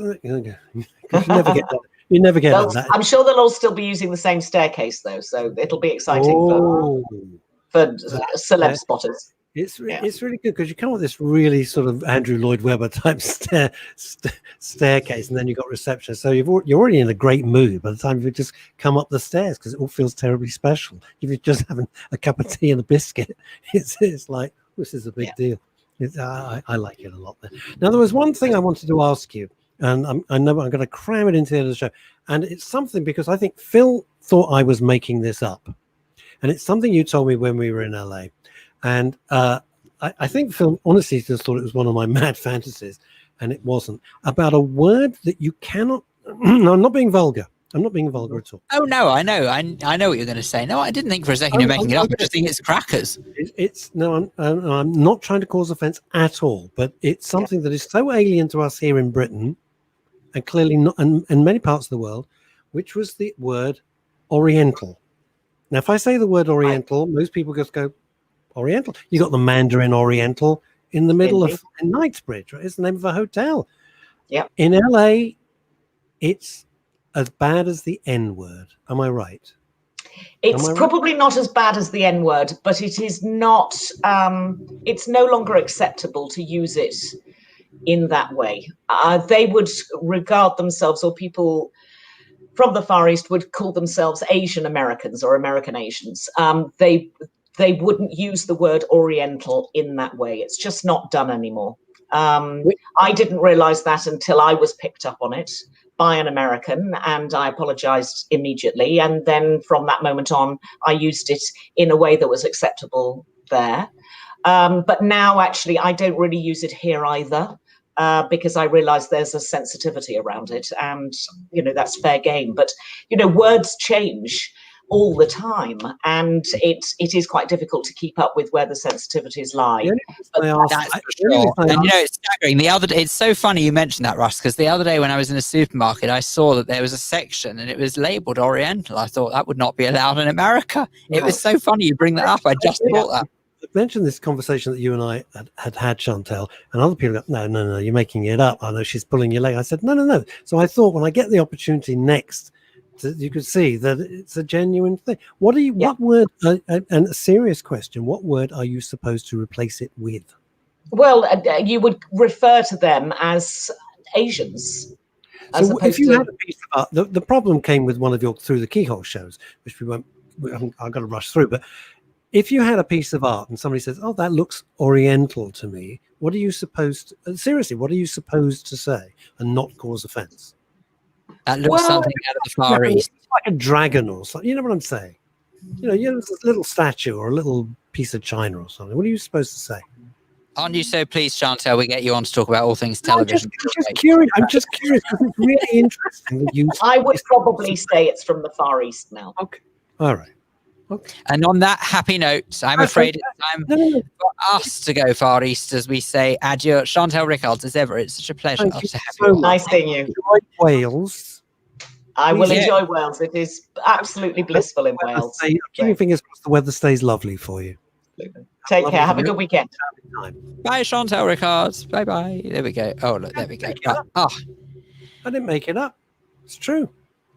You are funny. When did I ever say that? I thought you'd made it up. I thought you thought I was just going round the bend and it was just a story.